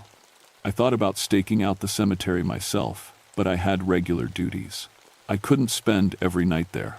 2 days later, a hiker found Billy's body. He was lying 50 feet from the cemetery. His neck was broken, just like those deer. His truck was nearby, bed full of shovels and metal detectors. He'd been grave robbing, just like I thought.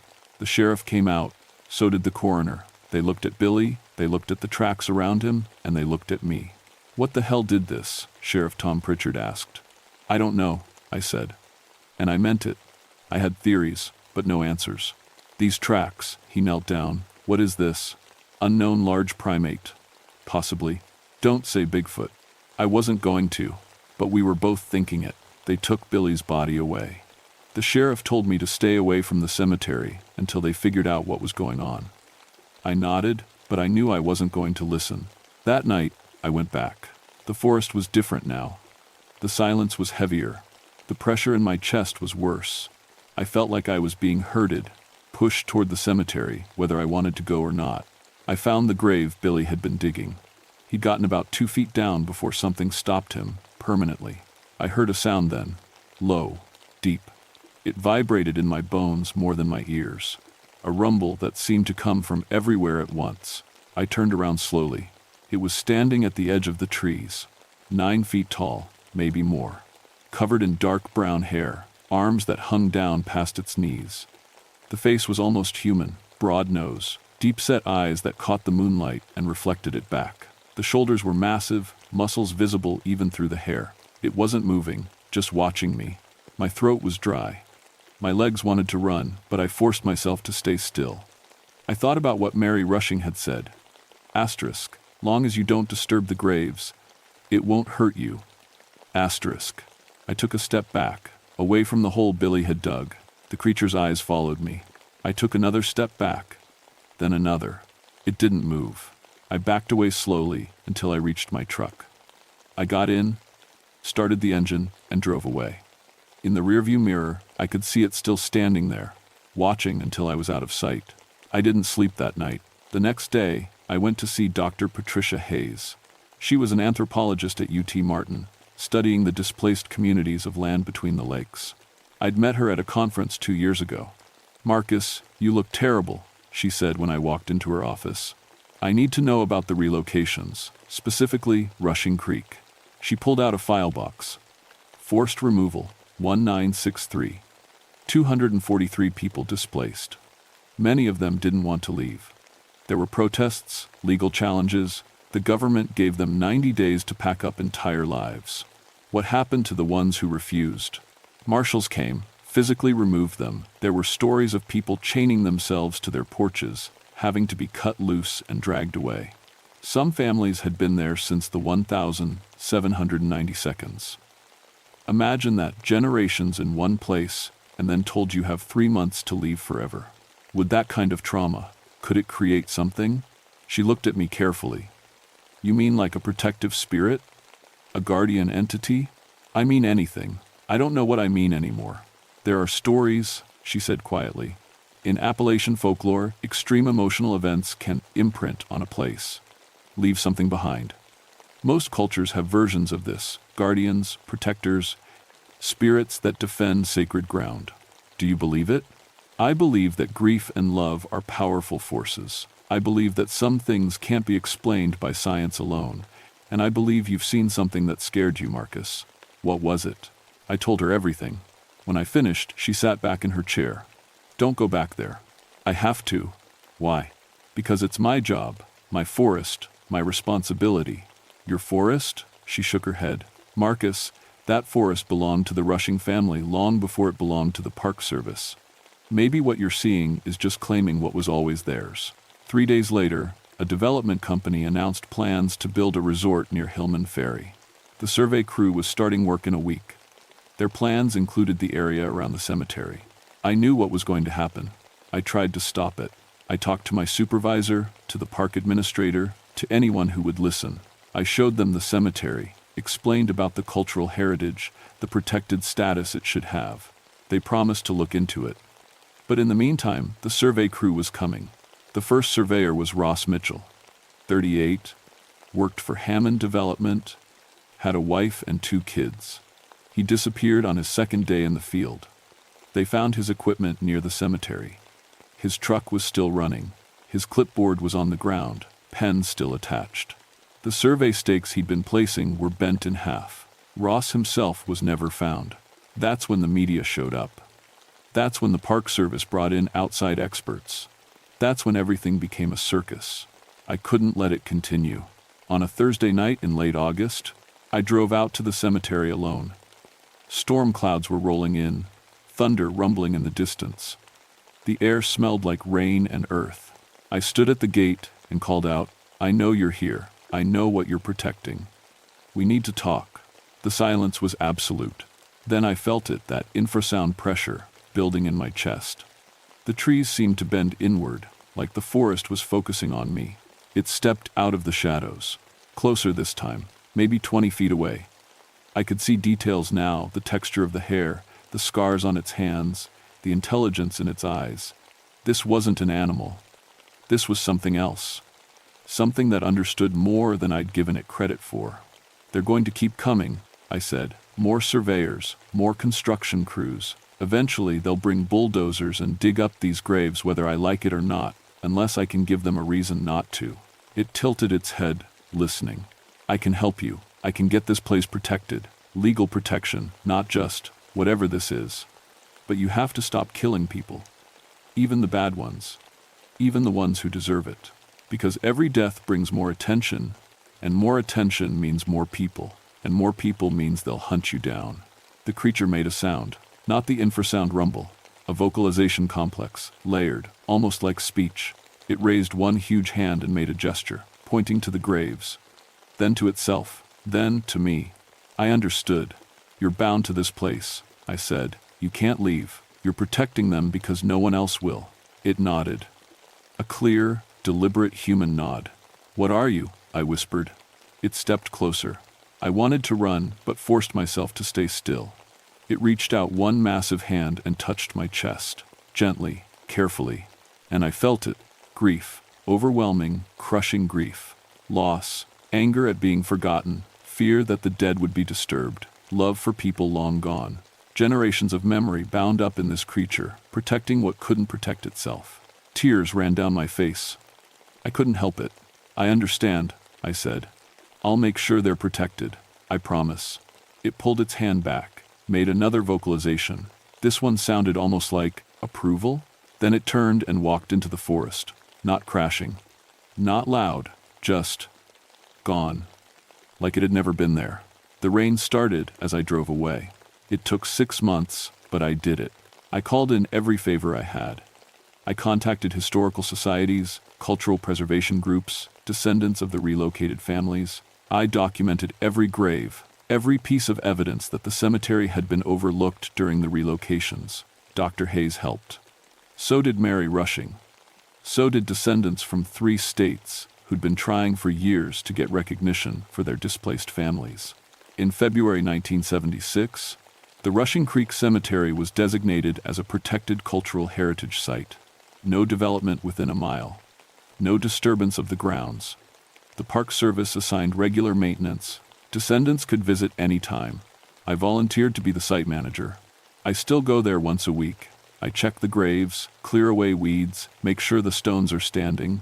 Sometimes I bring flowers from Mary Rushing. She's too old to make the trip anymore, but she still asks about it. I haven't seen the creature since that night in the storm, but I know it's there. Sometimes I find things, deer bones arranged carefully near the graves, like offerings, trees marked at impossible heights, tracks after heavy rain. And sometimes, late at night when I'm alone in the station, I hear that low rumble, the infrasound, not threatening now, just dull present. A reminder. The development company gave up on the resort, said the area wasn't suitable. The survey crew refused to go back after Ross disappeared. They found him 6 months later, 3 miles away, confused and disoriented with no memory of what happened. He quit his job and moved to Florida. Other rangers ask me sometimes if I believe in Bigfoot. I tell them I believe in protection. I believe some things are bigger than we understand. I believe that grief and love can take forms we're not ready to see. And I believe that in my forest, in these 170,000 acres between 2 lakes, there are guardians we didn't put there. Protectors who were here before us and will be here after we're gone. I'm okay with that. At night, when I'm locking up the station, I sometimes look toward the deep woods, toward Rushing Creek, and I think about that massive hand touching my chest, sharing grief that wasn't mine but became mine anyway. I think about the families forced to leave, the graves left behind, the thing that stayed to protect them. And I'm grateful, because some things are worth protecting, even by monsters, especially by monsters. My name is Marcus Whitethorn. I've been a ranger at Land Between the Lakes for 13 years now. I thought I knew everything about these woods. I was wrong, but I'm learning.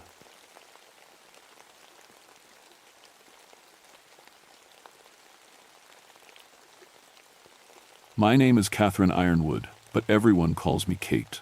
I've been a wildlife ranger for 10 years now, working the high ridges along the Virginia-Tennessee border where Clinch Mountain cuts through the clouds. My job is simple: protect the livestock, manage the predators, and keep the peace between ranchers and nature. I'm good at what I do. I can track a mountain lion through fresh snow, tell you what a bear ate for breakfast by examining its scat, and estimate a deer population by counting browse lines on saplings.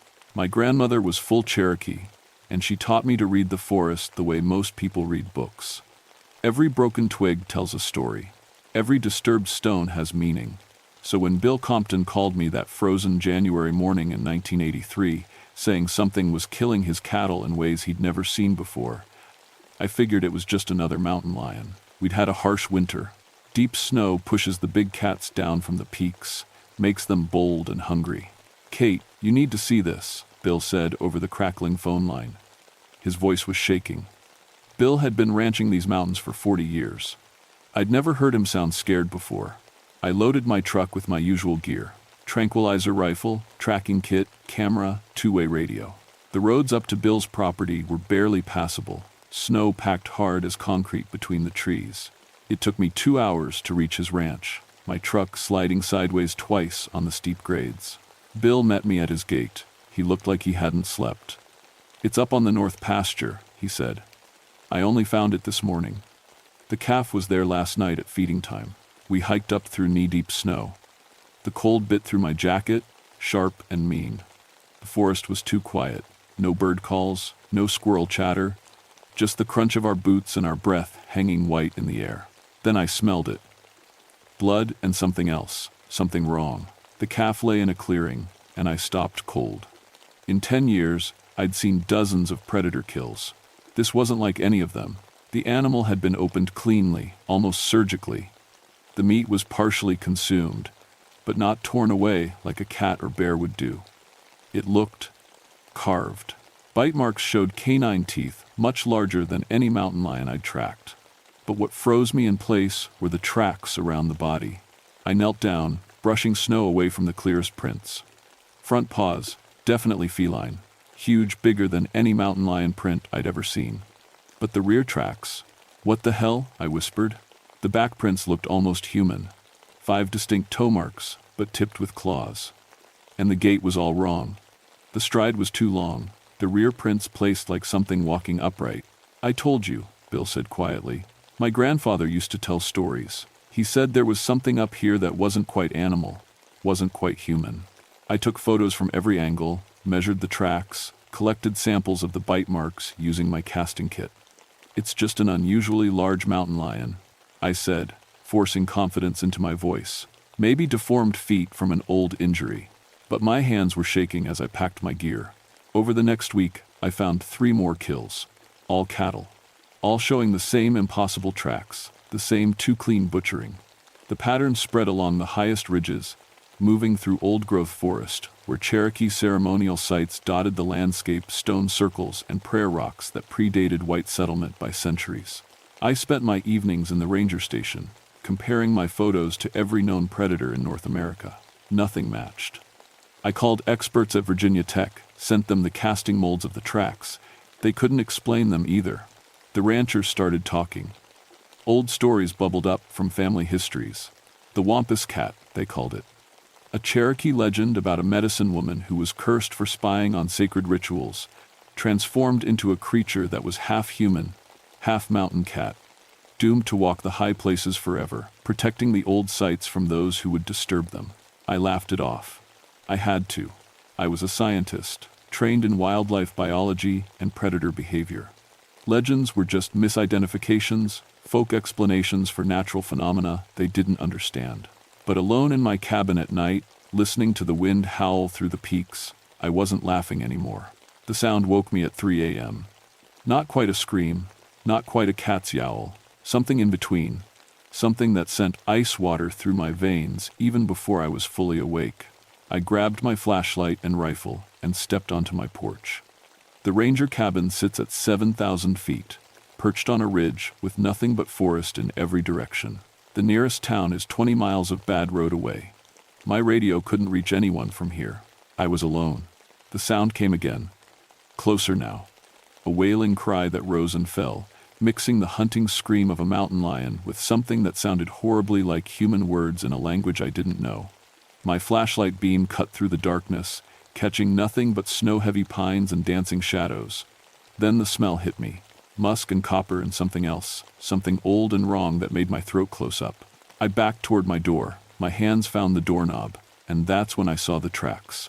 They crossed my porch. Massive front paws, human-like rear feet. The wood was scratched deep where claws had dragged.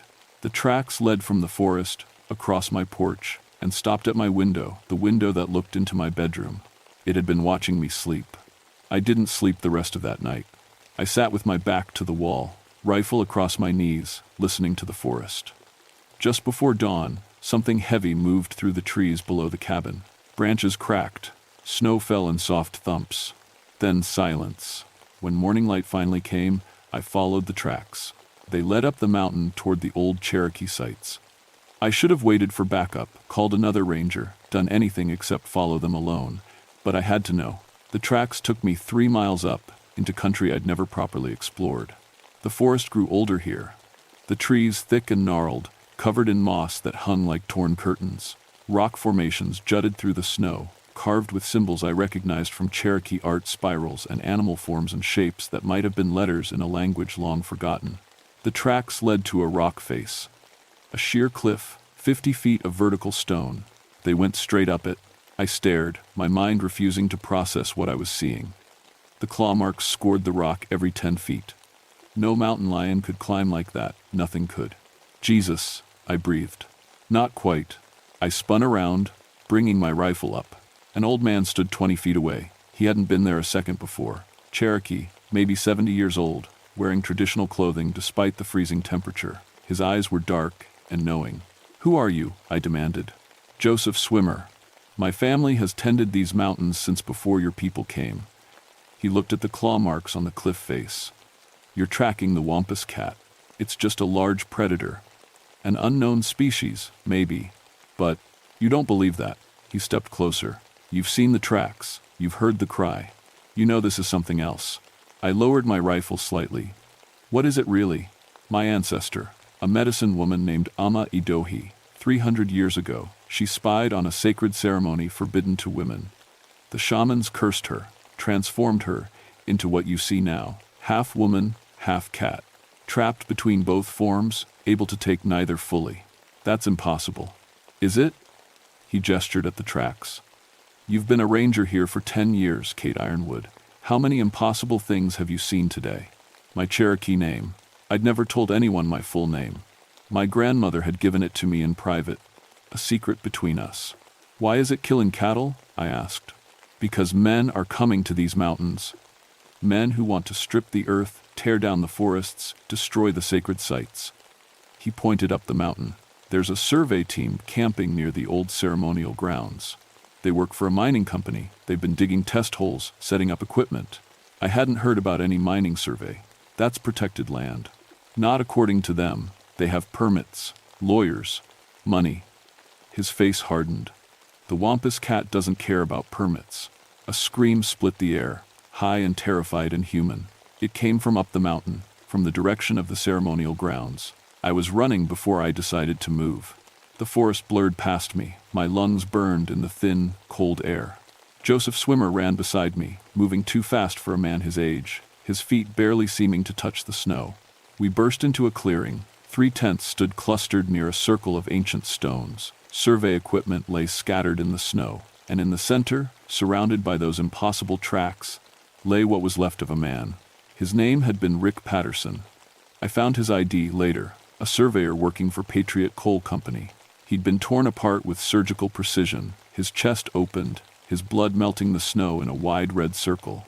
But what stopped my heart were the drag marks leading away from the body. Not paw prints, handprints, human hands with claws, pulling the body, arranging it deliberately in the center of the stone circle, like an offering on an altar. This wasn't an animal killing for food. This was a message. I called it in from the survey camp's radio. Sheriff's Department, state police, even the FBI, everyone wanted a piece of this now. But the storm hit before anyone could reach us. Within 2 hours, we were completely cut off. 3 feet of new snow closed the roads. Radio communication turned to static. We were trapped on the mountain with whatever was hunting us. 5 of us remained alive in the camp. Me, Joseph Swimmer, 2 surviving surveyors named Mike Edwards and Tom Chen, and a mining company security guard called Danny Morrison. Morrison kept a pistol on his hip and kept looking at the forest like he wanted to shoot something. "We should burn sage," Joseph said. "Perform a cleansing ceremony. We should get the hell off this mountain," Morrison snapped. "Hike out if we have to. In this storm?" I shook my head. "We'd freeze to death in an hour. We wait for rescue, barricade the largest tent, take shifts on watch, and..." The sound cut me off. That wailing cry, so close it seemed to come from all directions at once. The walls of the tent bowed inward, like something huge was pressing against them. Then silence. "It's playing with us," Tom whispered. His hands shook as he clutched a hunting knife. "It's a game to it. It's protecting the sacred sites," Joseph said quietly. "We're camped in the middle of a 300-year-old ceremonial ground. We've driven metal stakes into prayer stones. "I don't give a damn about your superstitions," Morrison interrupted. "We're dealing with a big cat, probably a jaguar or a..." The tent wall ripped open. A massive paw reached through, claws each the length of my thumb. But the paw twisted, changed, and suddenly it was a hand, a human hand, covered in tawny fur, with black claws where fingernails should be. The hand grabbed Morrison and yanked him through the tear. He screamed. Oh God, how he screamed. The sound cut off, wet and sudden, replaced by tearing noises and the crack of breaking bones. We ran.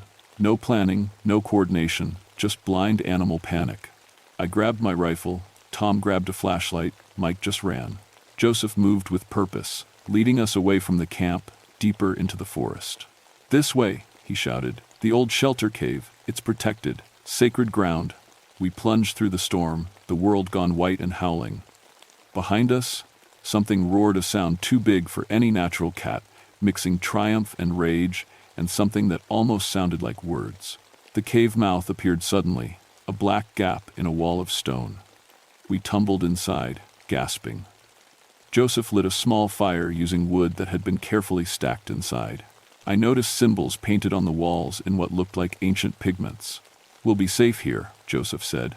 "This is a place of peace. The curse prevents her from entering." "Her?" Tom's voice cracked. "Ama Idohi, the Wampus cat. She was my ancestor, remember? She still thinks like a woman, even in that form. She understands sacred law." I moved to the cave entrance, peering out into the storm. Yellow eyes stared back at me from 15 feet away. The Wampus cat stood upright like a human, easily 6 feet tall.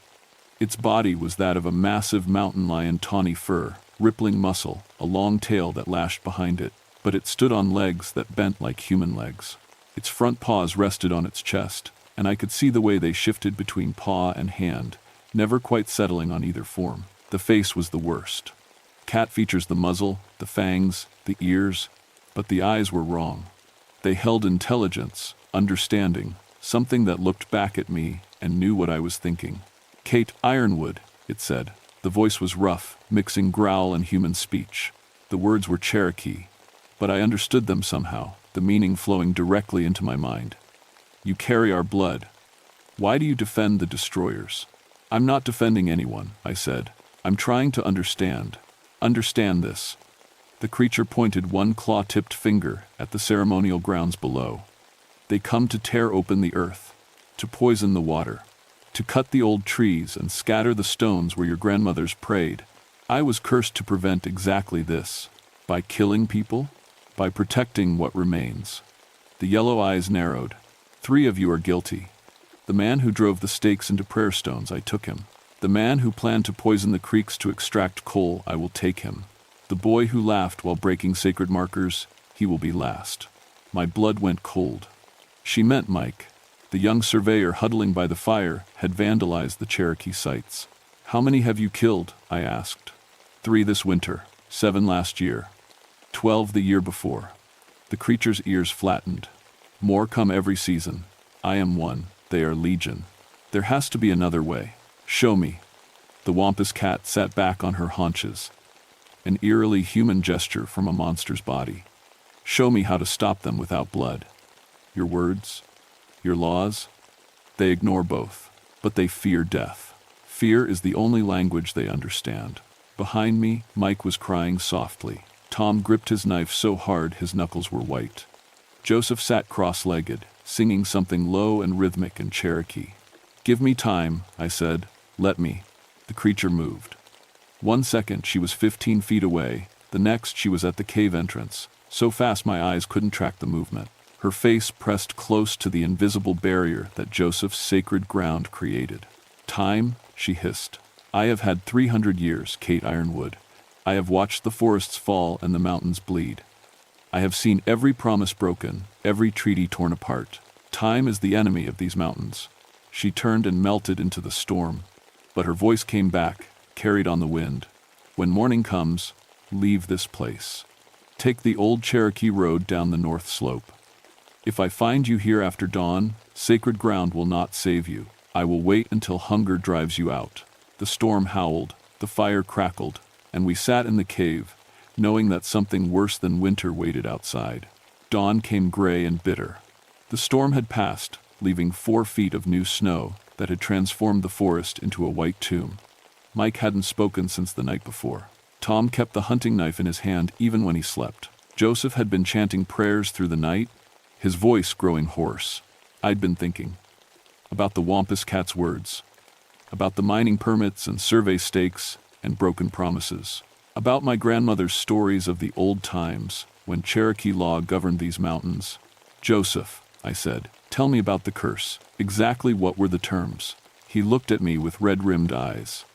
"Ama Idohi was cursed to guard the sacred sites until the Cherokee people no longer needed protection, until peace was restored between the people and the land. So there's a way to break it? In theory, a descendant of both the cursed and the cursers would have to perform a ceremony of reconciliation, bridge both worlds, acknowledge both histories."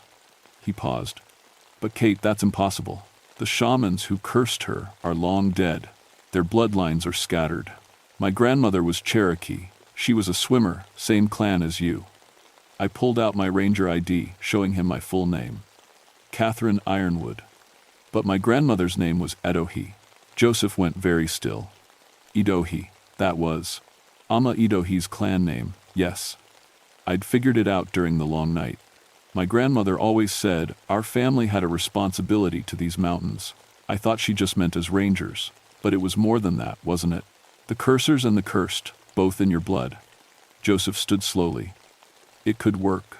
If you performed the peace ceremony, acknowledged the wrong done to her and the necessity of the curse, offered a new path forward. She might be freed," I finished, "or at least bound to new terms."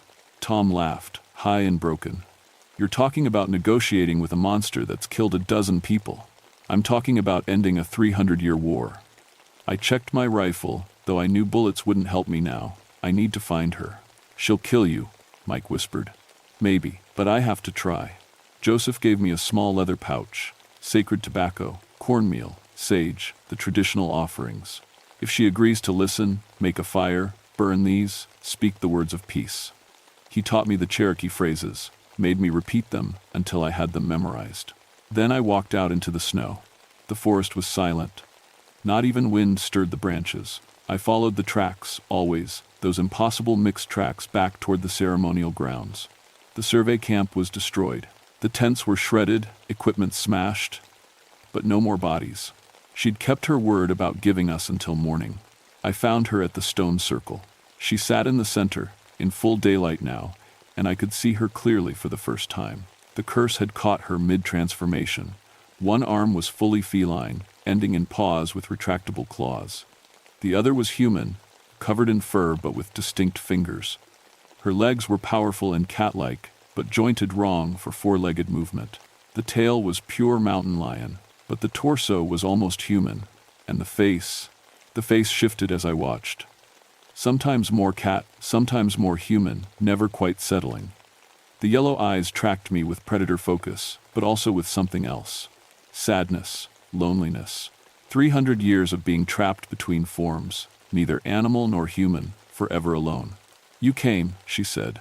The voice was clearer now, more human, foolish. Daughter of my daughter's daughters. I could end you. You could, I agreed, but you won't, because you're tired, Ama Idohi. 300 years is long enough. The creature's ears flattened. Do not presume to understand me, Ranger. I understand you were punished for seeking knowledge, for being curious about ceremonies you were forbidden to witness. I moved closer, keeping my hands visible and empty. The shamans were wrong. The curse was wrong. And what's happening to these mountains now, that's wrong too. Finally, wisdom. The wampus cat rose to her full height. So, you admit it, these men deserve death. Some of them, maybe. I thought of Rick Patterson's body, deliberately placed. But killing won't solve the problem. More will come. The mining companies have courts and lawyers and politicians. You can't kill them all. I can try. Or you can help me fight them properly. I knelt, started building a small fire using the sacred materials Joseph had given me. I'm a federal ranger. I have authority to close areas, deny permits, protect cultural sites, but I need proof that these grounds are still sacred, still actively used by the Cherokee people. The wampus cat watched me work. You offer me what? Papers? Laws? I offer you partnership. The fire caught, sage smoke rising. You know every sacred site in these mountains. You've protected them alone for 300 years. Help me document them. Show me which areas are most critical. I'll use legal channels to protect them. And if the legal channels fail, I met those yellow eyes directly. Then we find other ways. Together, you would side with me? Against your own people? You are my people. My grandmother's blood is your blood.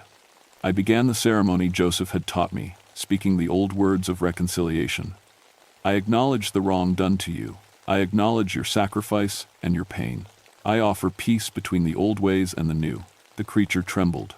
Her form flickered, shifting rapidly between cat and human. I cannot break the curse. Only one of the blood can free me, but the curse itself can be redirected, I said. Not broken. Changed. You were cursed to protect the sacred places until peace was restored.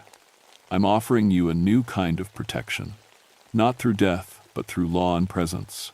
Let me be your hands in the human world. You be my eyes in the wild one. For a long moment, nothing happened. The smoke rose, the fire crackled, and the wampus cat stared at me with eyes that held 3 centuries of pain and rage and loneliness. Then she spoke in Cherokee, words that I felt more than heard, words that seemed to echo from the mountains themselves. She accepted the peace offering. Not freedom from the curse, she was too bound by ancient magic for that, but a new purpose within it. The ceremony took an hour. When it ended, Ama Idohi still wore her cursed form. But something had changed in her eyes. The madness was gone, replaced by clarity and purpose. I will show you the sacred places, she said, and I will watch. If your laws fail, if the destroyers come despite your protections, I will do what must be done. Fair enough. I stood, my legs stiff from kneeling. But you have to stop killing people, unless there's no other choice. Agreed. The wampus cat's lips pulled back in what might have been a smile, though I reserve the right to frighten them very badly. It took 3 days for rescue teams to reach us. By then, the story was set. A large predator, probably a jaguar or mountain lion of unusual size, had attacked the survey camp during the storm. The mining company decided the area was too dangerous and too expensive to develop. They withdrew their permits. I filed my report with careful accuracy. Unknown predator. Ongoing investigation. Area closed to development pending wildlife study. The FBI looked at me funny, but they didn't have evidence to contradict my story. The survivors Tom, Mike, and I all gave matching statements. Joseph Swimmer became my official Cherokee cultural consultant. Over the following months, he and I documented every sacred site in the Clinch Mountain Range. The paperwork took forever, but eventually we got federal protection for nearly 80,000 acres. The killings stopped. Mostly. A poacher named Danny Morrison was found dead the following autumn. He'd been hunting illegally near the old prayer sites. The cause of death was listed as animal attack, but I saw the body. I recognized the surgical precision of the wounds. A developer scout who tried to survey the protected areas for a ski resort vanished the next winter. They found his remains in the spring, arranged carefully in a stone circle. The message was clear. I still work these mountains. I'm the senior ranger now, responsible for the entire Clinch Mountain Wildlife Management Area. My office is filled with maps marking the sacred sites, the protected zones, the boundaries that must not be crossed. Sometimes, on my rounds, I find gifts. A perfectly preserved eagle feather left on my truck hood, a circle of white stones arranged outside my cabin. Once, a deer carcass butchered with surgical precision, enough meat to last me a month, left where only I would find it. I never see her. Not directly, but I feel her presence. The Wampus cat still walks these ridges, still guards the old places. She's just more selective about how she protects them now. Last month, a mining company executive called my office. He wanted to discuss reconsidering the protected status of certain areas. I told him I'd need to conduct a thorough wildlife survey first. While we were talking, I heard scratching on my office window, slow, deliberate, the sound of very large claws on glass. The executive heard it too. His voice went high and thin. "What was that?" "Just a branch," I said. "We get a lot of wind up here." "Right. Wind." He cleared his throat. "You know what, Ranger? On second thought, I think we'll focus our development on other regions. Clinch Mountain can stay wild." "I think that's a wise decision," I said. After we hung up, I looked at the window. 4 long scratches marked the glass, and in the forest beyond, just for a moment, I saw yellow eyes watching me from the shadows. Then they were gone. My grandmother used to say that some places belong to the old ways, and were just visitors passing through. She was right. These mountains have a guardian, one who's walked between worlds for 300 years. She's lonely, she's fierce, and she's mine to work with. The Cherokee called her Wampus cat. I call her partner. And God help anyone who forgets that these mountains are protected.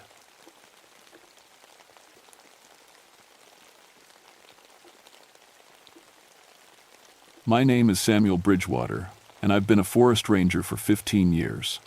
People call me Sam. I patrol the deep parts of Ouachita National Forest in Arkansas, where the trees grow so thick you can't see the sky. Most folks never go where I work.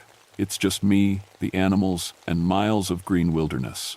I thought I'd seen everything these woods could throw at me. Bears, wild hogs, lost hikers, drug runners. I was wrong. July 1971 was the hottest summer on record. The heat stuck to you like wet clothes, and the air was so thick you could almost chew it. The drought had been going on for weeks. Even the Caddo River was running low, showing muddy banks that hadn't seen daylight in years. I was checking my usual route near Caddo Gap when the radio crackled to life. "Sam, you copy?" It was Sheriff Carl Phillips from the county seat. "I'm here, Carl. What's up?" "Got some strange reports coming in from the Fook area. Folks saying something's been bothering their homes at night. Probably just teenagers raising hell, but the families are pretty spooked." I knew the Fook area. It's where the forest meets the swamp, 45 miles from the nearest real town. The families out there live in old farmhouses, surrounded by nothing but trees and water. They're tough people who don't scare easy. "What kind of bothering?" I asked. "Torn screens, damaged porches. One family said something tried to get in their house, found footprints they say don't look right. I sighed. It was probably kids, or maybe a bear getting into garbage. But I had to check it out. I'll head over there today, I told him. The drive to the first house took me deep into the bottoms, where the road turned to gravel, then dirt. Spanish moss hung from cypress trees like old curtains. The air smelled of mud and rotting plants. It was quiet except for my truck engine and the buzz of mosquitoes. The Ford place sat on a small rise above the swamp. Bobby Ford met me on his porch before I even got out of the truck. He was a thin man in his 40s with worried eyes. "Thank God you came," he said. "My wife's been afraid to sleep." I looked at his front porch. The screen door was ripped clean off its hinges. The wooden railing had deep scratch marks, like something with claws had grabbed it. "Tell me what happened," I said, pulling out my notebook. 3 nights ago, around midnight, we heard something on the porch. Heavy footsteps, like a big man walking around. Then it started scratching at the door. "Did you see anything?" Bobby shook his head. "Too dark." But when morning came, we found this. He led me around to the side of the house. In the soft mud near the foundation was a footprint. I knelt down and measured it with my ruler. 17 inches long, 5 toes, but spread wide like a hand. The heel was deep and round, almost human-like. I'd never seen anything like it. "Could be a hoax," I said. But even as I spoke, I didn't believe it. The print was too perfect, pressed deep into the mud. The weight that made this track had to be enormous. "You think I'd tear up my own house to fool people?" Bobby asked. He sounded hurt. "No, I don't." I stood up and brushed the dirt off my knees. "Any other families report similar things?" "The Crawfords, about 2 miles south, and old Mrs. Jenkins up the road." I spent the rest of the day visiting the other houses. Each family told the same story. Something big walking around their homes at night. Damaged property, strange footprints. At the Crawford place, I found something that made my blood run cold. Jim Crawford wasn't home, but his wife Sarah showed me where they'd found their dog. The animal was dead, lying beside their chicken coop. It was a big German shepherd, probably 80 pounds. Whatever killed it had twisted its neck completely around. "Rex was a good guard dog," Sarah said, her voice shaky. "He wasn't afraid of anything." I examined the dog's body. No claw marks or bite wounds.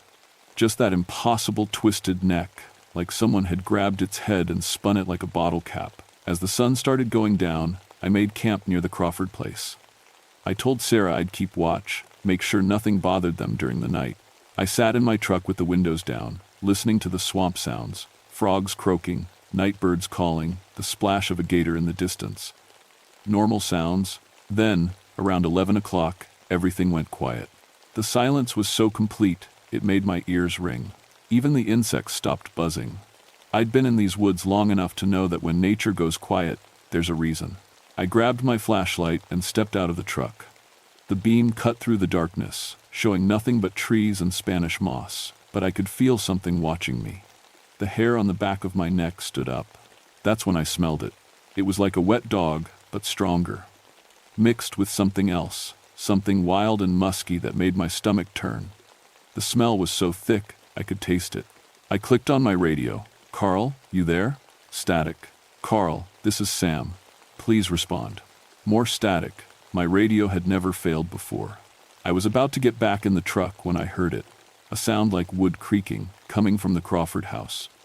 I pointed my flashlight toward the porch and saw the front steps sagging under an enormous weight. But there was nothing there. The steps groaned again, and I saw the wooden boards bend down as if something invisible was walking up them. The porch shook. Then the front door rattled in its frame. I ran toward the house, shouting, "Hey, get away from there." The door stopped rattling. The smell got stronger, making my eyes water. Then I heard heavy footsteps running away into the swamp. But I never saw what made them. I banged on the Crawford's door. "Sarah, are you all right?" Her voice came from inside, scared and small. "Sam? What's happening?" "Stay inside and lock the door. Don't come out until morning." I spent the rest of the night walking around the house with my flashlight, but whatever had been there was gone. When dawn came, I found new footprints in the mud around the porch, the same impossible 17-inch tracks. As I drove back to town that morning, I knew 3 things for certain. Something was stalking the families in the bottoms, something big enough to kill a German shepherd with its bare hands, and something smart enough to test human defenses without showing itself. I just didn't know what yet. I spent the next 2 days researching everything I could find about the area.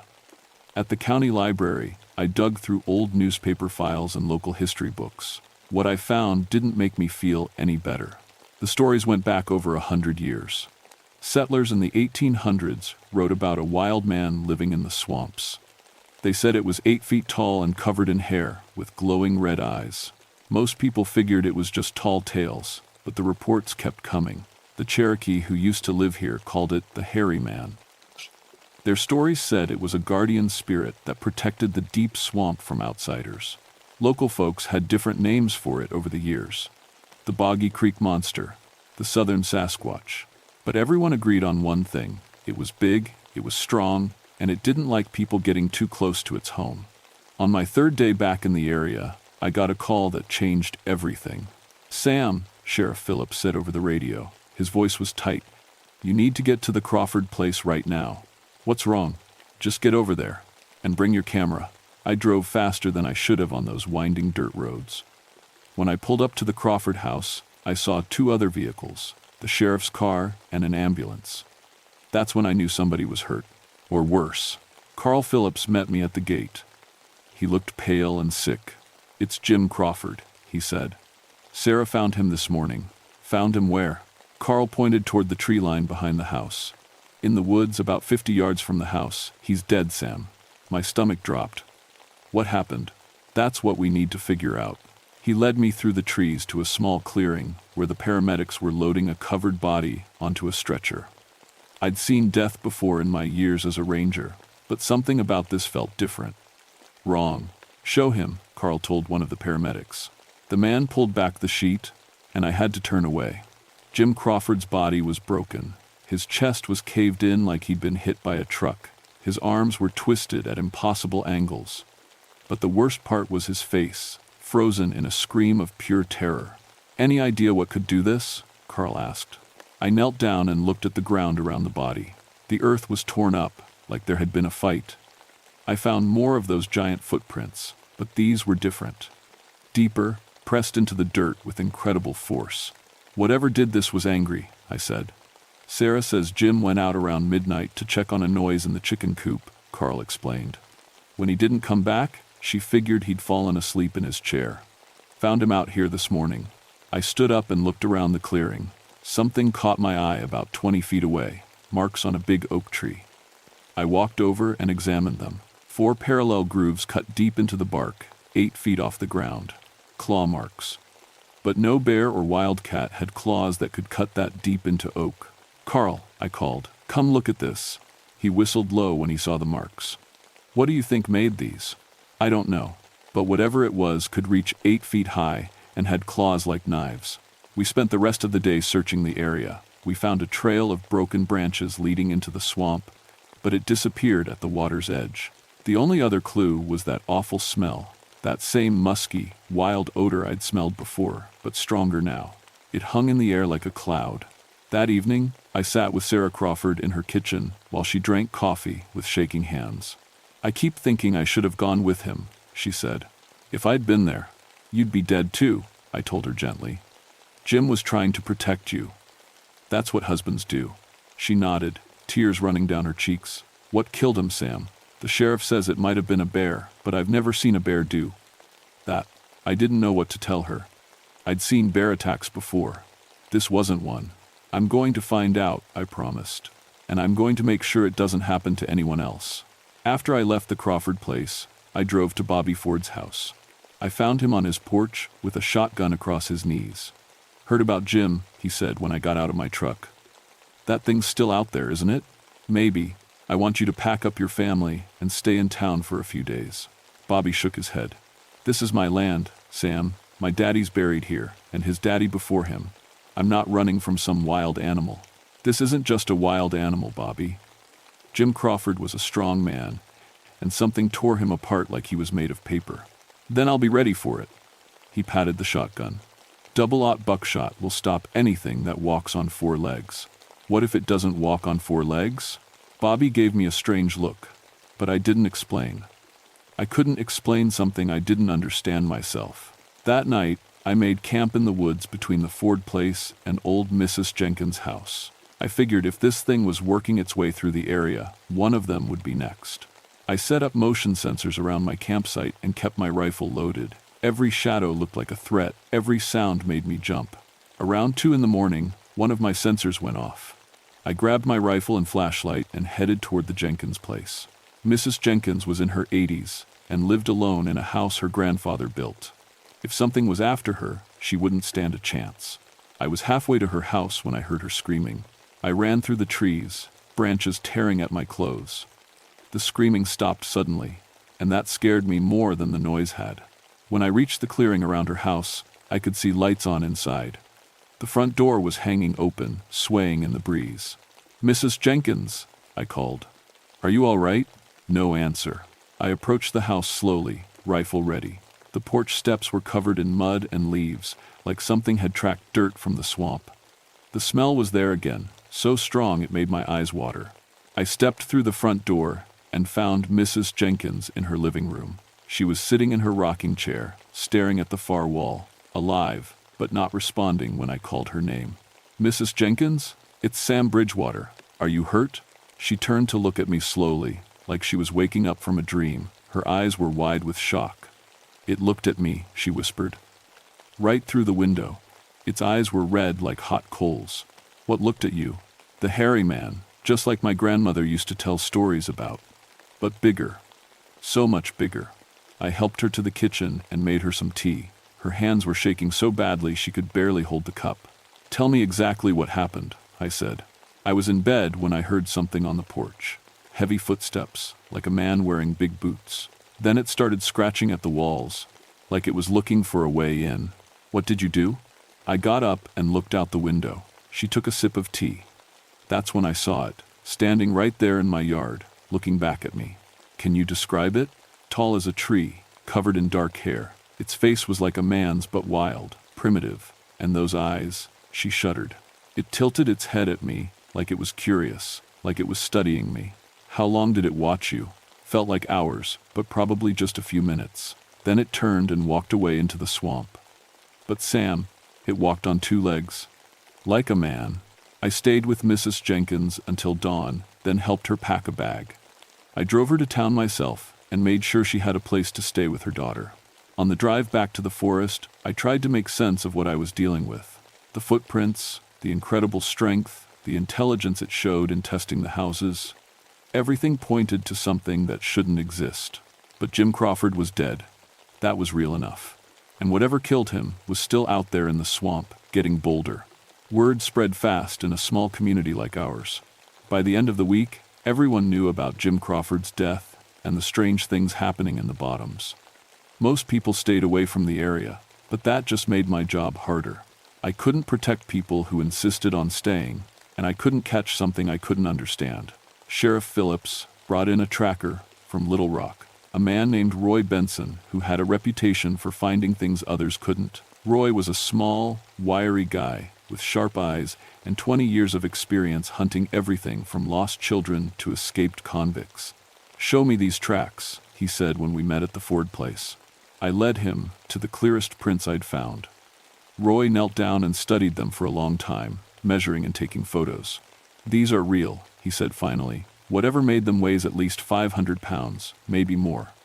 The depth and spacing suggest it's bipedal, walks on 2 legs most of the time." "Any idea what it could be?" Roy shook his head. "I've tracked bear, big cats, wild hogs, even circus animals that got loose. Never seen anything like this. The stride length suggests it's 8 feet tall, maybe taller. Think you can follow its trail?" "I can try, but if this thing is as dangerous as you say, I want backup." We spent the next day following the tracks deeper into the swamp. Roy was good at his job. He could spot signs I would have missed. Bent reeds, disturbed mud, even scratches on trees where the creature had passed. The trail led us to a part of the swamp I'd never explored, where the water was dark as coffee and cypress trees grew so thick they blocked out the sun. The air was thick with moisture and the smell of decay. "This is its territory," Roy said quietly. "Look around, no other animal signs. Even the gators avoid this area." He was right. The silence was unnatural. No birds, no insects, No splash of fish jumping, just the sound of water lapping against the trees and our own breathing. We found what might have been its den, a hollow under the roots of a massive cypress where the ground was packed down and covered with bones. Most were from animals, but some looked disturbingly human. "We should get out of here," I said. Roy was taking pictures of the bone pile when we heard it, a low, rumbling growl that seemed to come from everywhere at once. The hair on my arms stood up. "Move," I whispered. We backed away from the den slowly, trying not to make any sudden movements. The growling got louder, and I caught a glimpse of something moving through the trees about 50 yards away. Something big and dark that moved between the trunks like a shadow. We made it back to solid ground without seeing the creature clearly, but I could feel it watching us the whole time, following us, making sure we left its territory. "That thing was playing with us," Roy said when we reached our vehicles. "It could have attacked any time, but it chose not to. Why? Maybe it's not ready to fight yet, or maybe it's learning about us, just like we're learning about it." That thought didn't make me feel any better. 2 days later, Roy went back into the swamp alone. He said he'd found a new trail and wanted to follow it while it was fresh. I told him to wait for backup, but he was confident he could handle himself. That was the last time anyone saw him alive. When Roy didn't check in by radio that evening, I organized a search party. We found his truck parked at the edge of the swamp with his gear still inside. His trail was easy to follow at first. He'd left markers tied to branches to find his way back. The markers led us deep into the swamp, to a small island covered with cattails. That's where the trail ended. We found Roy buried under 2 feet of mud and vegetation, like something had tried to hide the body. The local doctor said he'd been dead for hours, but he couldn't determine the cause of death. No obvious wounds, no broken bones. Just a look of absolute terror frozen on his face. "Heart attack, maybe," the doctor suggested. "Extreme fear can stop a man's heart." I didn't argue, but I'd seen Roy face down armed fugitives without breaking a sweat. It would take more than fear to kill a man like that. After we recovered Roy's body, I made a decision. I couldn't keep putting other people at risk. This was my forest, my responsibility. If there was something dangerous in the swamp, I had to deal with it myself. I went to see Colonel James Mitchell at the Army Corps of Engineers office. Mitchell was a straight-talking military man who handled government business in the area. If anyone could help me, it was him. "You're talking about a wild animal, Bridgewater," he said when I told him the story. "Call in a hunting party and put it down. It's not just a wild animal, Colonel. This thing shows intelligence. It plans its attacks, studies its targets, and it's killed 2 men in less than a week." Mitchell leaned back in his chair. "What exactly are you asking me to do?" "I need backup, military backup. Men with experience handling dangerous situations. I can't deploy soldiers to hunt a bear, Sam. Then call it a training exercise. Your men need practice with wilderness operations, right? Consider this a live-fire drill in a hostile environment." Mitchell studied me for a long moment. "You really believe this thing is that dangerous?" "I believe it's going to keep killing until someone stops it." "All right, I'll see what I can do. But if this turns out to be some kind of wild goose chase, your career in the Forest Service is over." "Understood." I spent that night with Bobby Ford and his family, trying to convince them one more time to leave the area temporarily. "We've been here for 3 generations," Bobby said. "My great-grandfather cleared this land with his own hands. I'm not abandoning it because of some overgrown ape." His wife, Mary, was less stubborn. "Maybe we should listen to Sam, Bobby, just until they catch this thing." "There's nothing to catch," Bobby insisted. "It's just a bear with a hormone problem. A few good shots will bring it down." I was still arguing with him when we heard the first sounds outside, heavy footsteps on the porch, just like before, but this time they were accompanied by something new. A low, rhythmic banging. We looked out the front window and saw the porch railing shaking. Something was hitting it with tremendous force, testing how strong it was. "Get your family to the back room," I told Bobby. "Now." The banging stopped suddenly. For a moment, everything was quiet. Then we heard the creature moving around the house, testing windows, rattling doors. It was systematically checking every possible way inside. Mary Ford gathered her 2 young children and hurried them to the bedroom. Bobby grabbed his shotgun and moved to the front window. "I can see it," he whispered. I joined him at the window. In the pale moonlight, I got my first clear look at the thing that had been terrorizing the area. It was massive, at least 8 feet tall and broad as a tree trunk. Dark hair covered its body, and its face was a mix of human and animal features. Intelligent eyes, but wild and primitive. When it turned its head toward the window, I saw those red eyes Mrs. Jenkins had described. It looked directly at us, tilted its head slightly, then picked up a piece of firewood from the porch. With casual ease, it threw the log through the front window. Glass exploded across the living room. The creature stepped through the broken window frame like it was walking through a doorway. Bobby fired his shotgun point blank into the creature's chest. The blast knocked it backward a step, but it didn't fall, didn't even seem hurt. It just looked down at the small tears in its hair where the buckshot had hit, then looked back at Bobby and smiled. That's when I knew we were dealing with something beyond normal understanding. This wasn't just a large animal.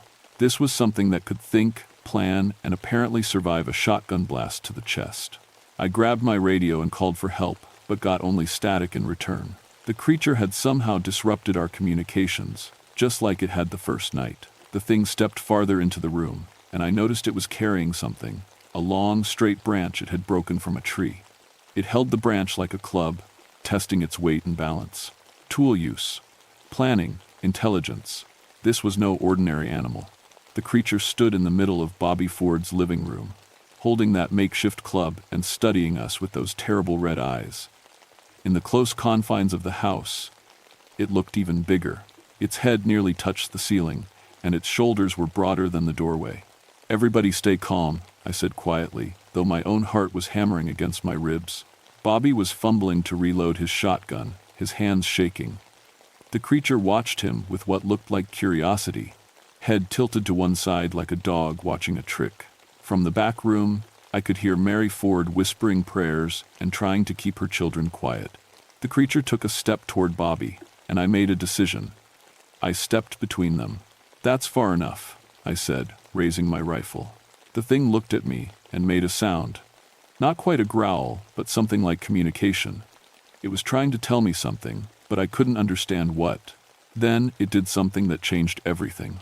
It pointed at Bobby with one massive finger, then made a gesture toward the back room where his family was hiding.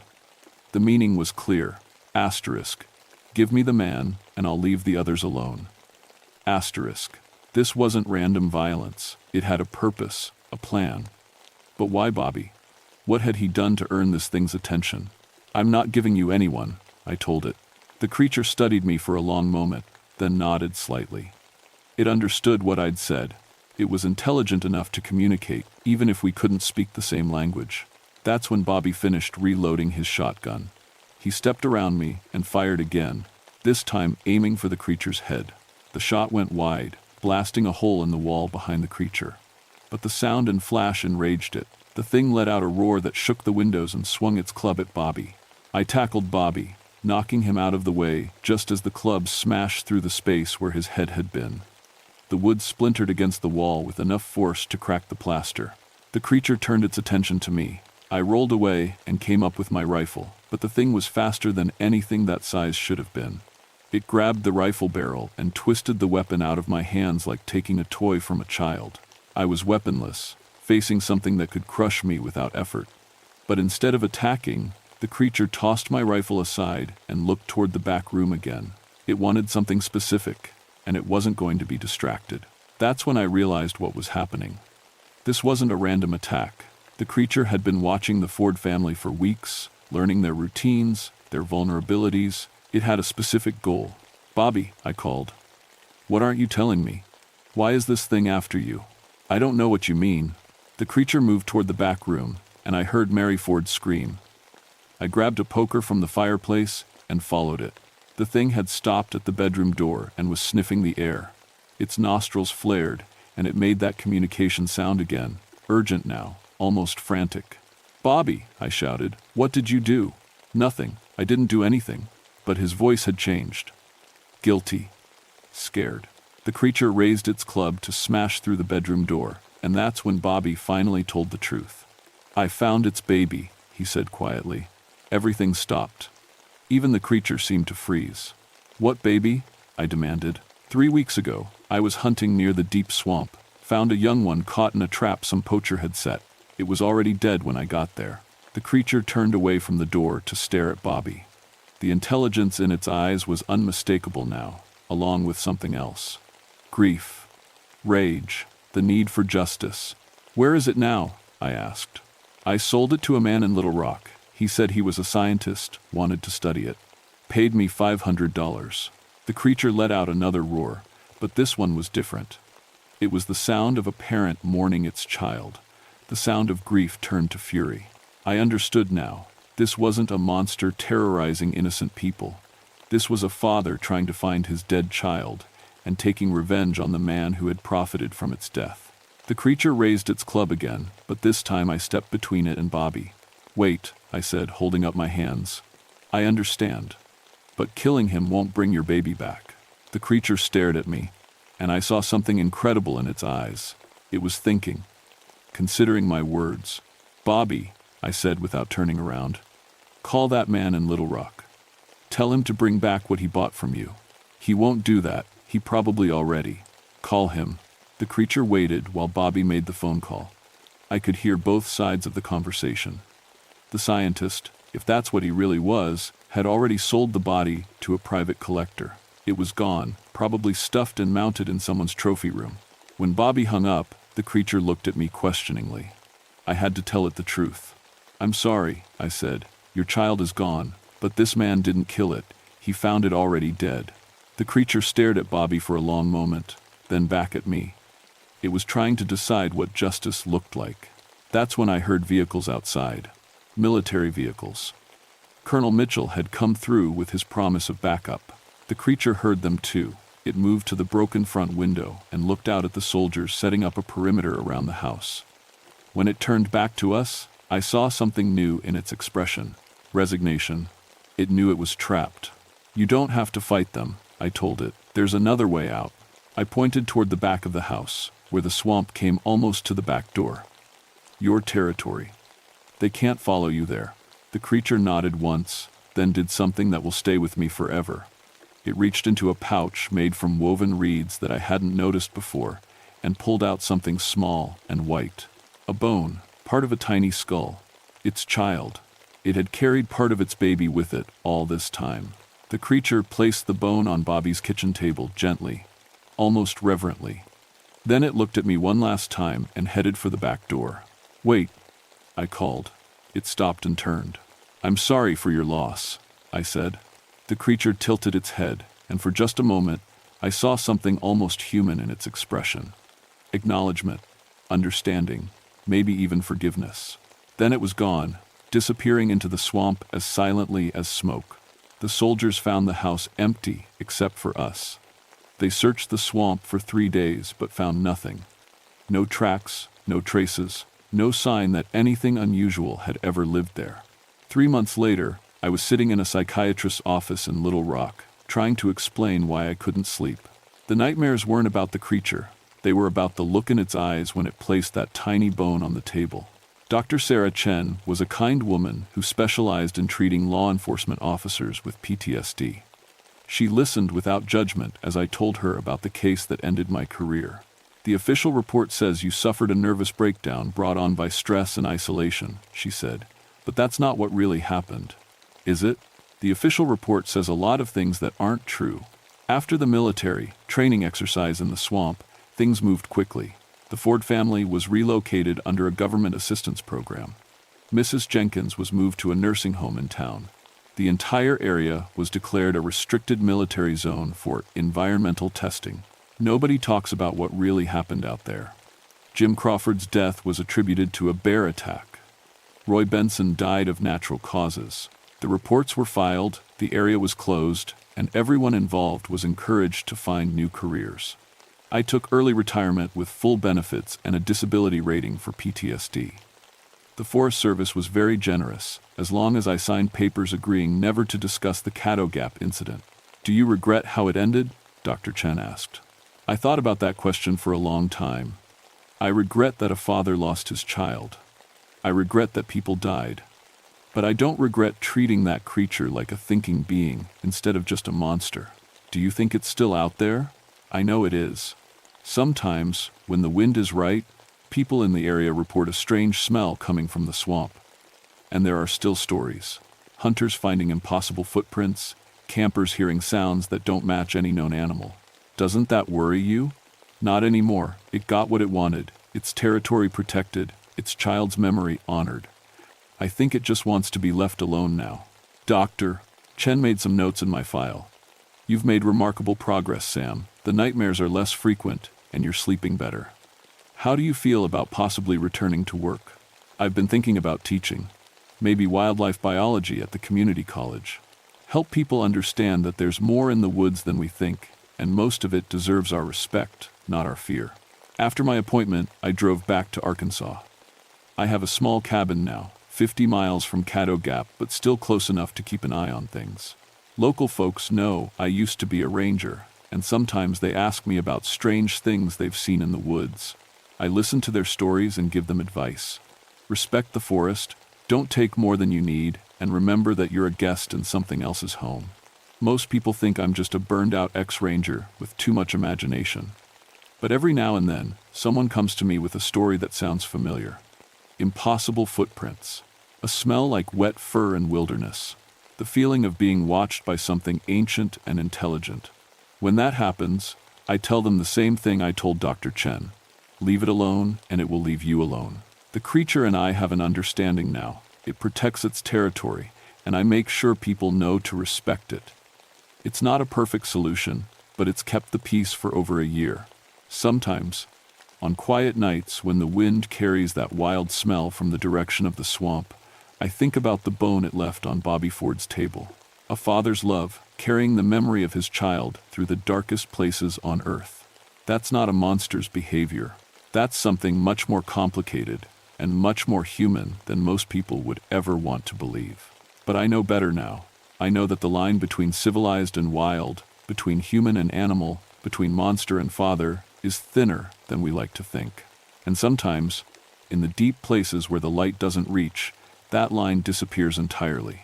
The Fook monster is still out there in Caddo Gap, but it's not the monster the stories make it out to be. It's just a father who lost everything and found a way to keep going. I can respect that, even if it means I'll never sleep quite the same again.